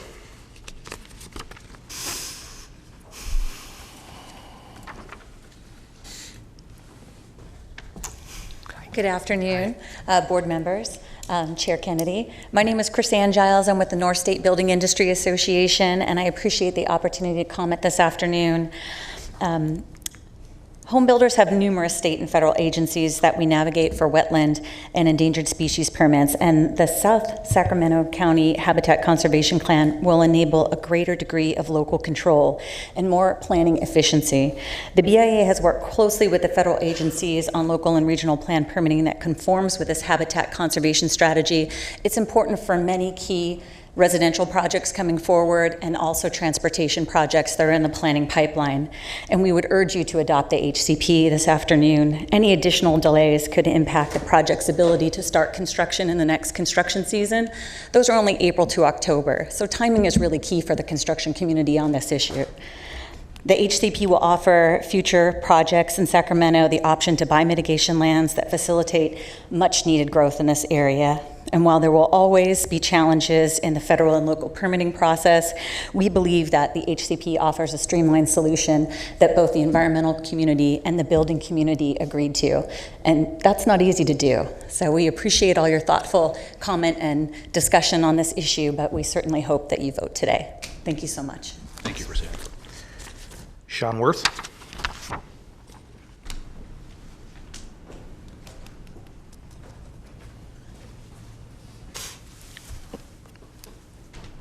Good evening. My name is Sean Worth. I'm the Conservation Chair for the Motherlode Chapter of the Sierra Club. I'm on the board of the Environmental Council of Sacramento, and I co-chair their Habitat Subcommittee. Our groups have worked on this from its inception, almost 23 years ago, at its very basis a compromise, but it was a hard-won compromise with very good, solid biology that was worked out through an uncountable number of meetings. We need this for our region. We need to move from project-by-project mitigations to regional mitigations. We need a regional focus in everything that we do in terms of the way that we manage our area. So we very much encourage you to support and approve this project. Thank you. Thank you. I have no more cards. Therefore, I will close the public hearing, bring it back to the board. Supervisor Cerna. Thank you. So I just want to point out that we just had something very unusual happen. It doesn't happen very often, almost in any chambers in California. We had a representative from the Building Industry Association come up and support the same thing that a representative from the Sierra Club is supportive of. So please note the date and time. So I know that my colleagues are going to follow with their comments. I just wanted to begin mine with a hearty thanks to all of our staff, not just for years of work, but for decades of work. And certainly with all the stakeholder groups, agriculture, the environmental community, certainly the building community, those representing large infrastructure projects in the south part of the county. I think, given my history in a past life working with various habitat conservation planning efforts, this is one that we can all be very proud of. I think we left no stone unturned in terms of even up to the very last minute, exploring an even better, more equitable governance structure for those affected. So I'm going to be delighted to support the motion, the recommendation today. I'll certainly wait to hear from my colleague, Mr. Natoli, in whose district most of this conservation plan resides. But I appreciate too his vast leadership on this, not just in the last couple of weeks to get us to this refined point, especially as it relates to governance, but again over many years and even a couple decades plus. Thanks. Any other board members? Mr. Natoli. Thank you, Mr. Chair. I appreciate comments from my colleague, Mr. Cerna, and certainly will echo much of what he said as it relates to thanks and appreciation for a tremendous amount of work that's gone into this. When you look at the documents, and I know a couple of us received all the binders, and I think probably Sean Worth is probably one of those that can claim credit for having probably read every word of every sentence in most of those documents. But others have certainly contributed to this in many ways, and obviously it's been something that's been, in early years, was on again, off again, and as said here previously, it's probably been work of probably better part of a quarter of a century getting us here. But I do think it's been giving us the opportunity in different times to look at not only how others have done this in this approach, but I think to examine it very thoroughly as has been done, to document the benefits as well as the challenges that are presented in any plan that has the breadth and depth and scope of a plan like this. When you recognize that Sacramento County, just in its geographical landmass, is nearly 1,000 square miles, much of the area that is sought for protection because of impacts either anticipated and or that have occurred over time just with the human occupation and certainly all the various things that go on in daily lives that relate to transportation and drainage and air quality and certainly homes and businesses and the built land mass that comes with, again, with growth and development. And yet all the things that make this community and our county very unique. And I think the landform from the tip of Sacramento County that may not be included in the Habitat Conservation Plan at the northern edge of the Antioch Bridge all the way to, obviously, to the northern reaches of this county and certainly the portion that's covered under the South Sacramento Habitat Conservation Plan, that it's extensive, and again, that the body of work reflects that. I think it reflects the interests both of concern, but also those that would contribute and who are going to bear a part of the obligation then to see to it that we have a plan that not only is one that preserves the lands by which the species would thrive, but also it recognizes some recovery, and that's an important piece in all of this, is that with a recovery plan, it will require us over time to enact certain management practices that hopefully sustain and contribute to that recovery.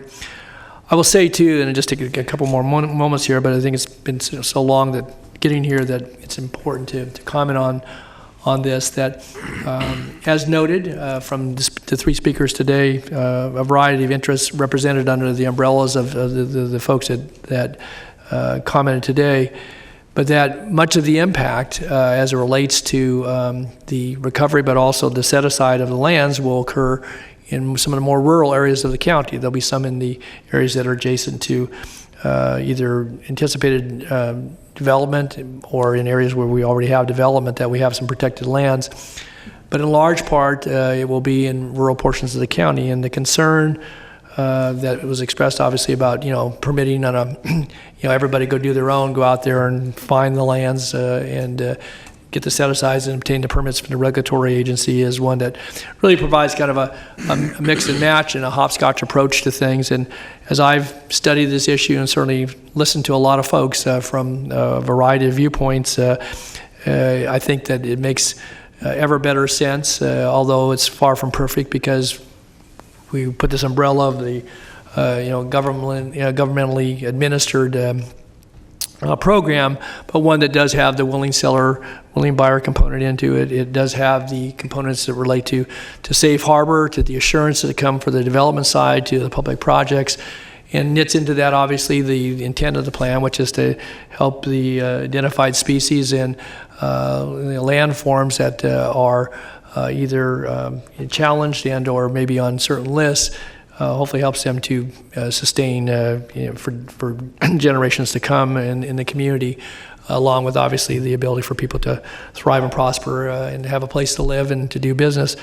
And so I say all that because I think what this does is that it threads together a variety of interests under a regulatory regime that is one that is oftentimes imposed from either state or federal regulators and then have to be carried out at the county level. But at this point in time allows the county and the other entities that are parties to this to have a little more control and say so, and certainly to have some efficiencies that build into that, but also then to work in concert with folks at the very local level. And I think that prospect in of itself is encouraging, particularly in light of what looks to be an ever more complicated environmental and regulatory scheme at lots of different levels. So I think that it allows us to have that ability and with competent oversight of, I think, a governance structure that will provide for representation by this body, who collectively represent the entirety of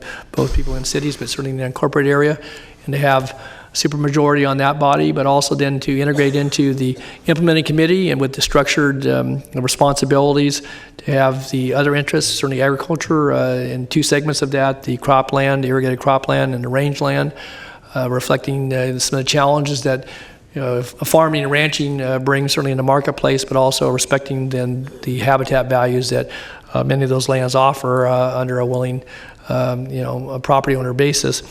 And I would just note too that then have the environmental and certainly the building interests as a part of that. I think that makes good sense too, since obviously the development side is going to be contributing in large part to the funds that will provide for the endowment, but also for the work that goes on in this plan.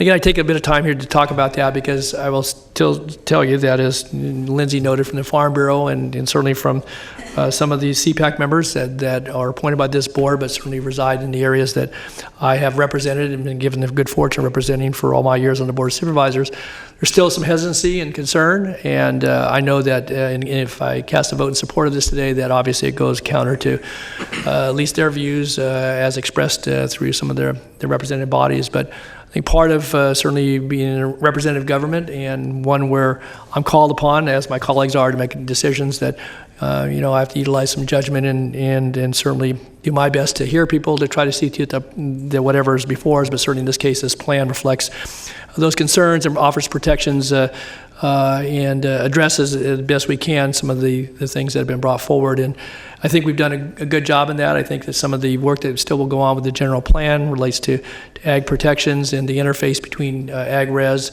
and where people obviously live and consider that their community as much as somebody who may be farming there for 6 or 7 generations, that we'll have to continue to have those conversations as a board. I think we'll be sensitive to that. I know that certainly I'll do my best to represent those interests as we have those conversations.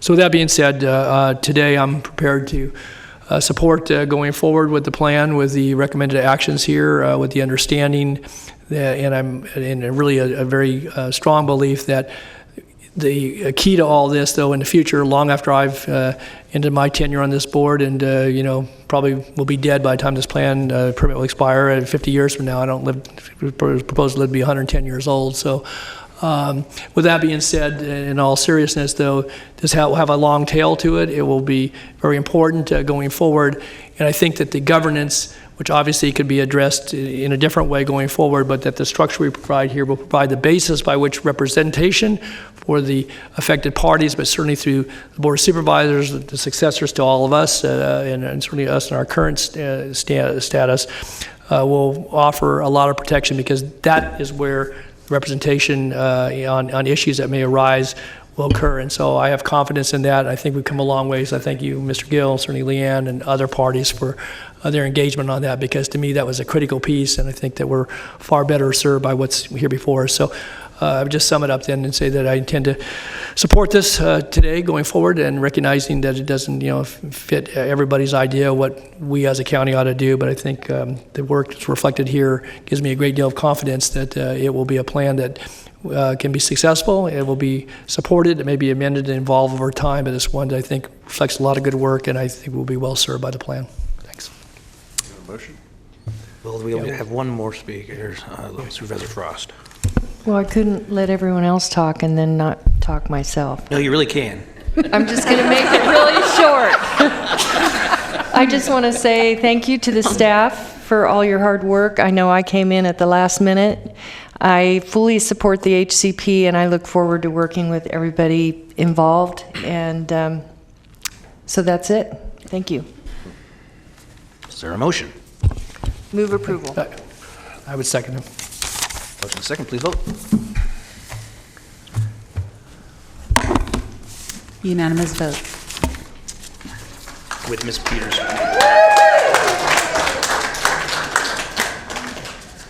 All right, well, thank you very much. We made history today. Call Bill. We do have a off-agenda speaker, Don Knutson. Did he leave? Mr. Knutson? Okay, then county executive comments. No comments. Board? We're adjourned.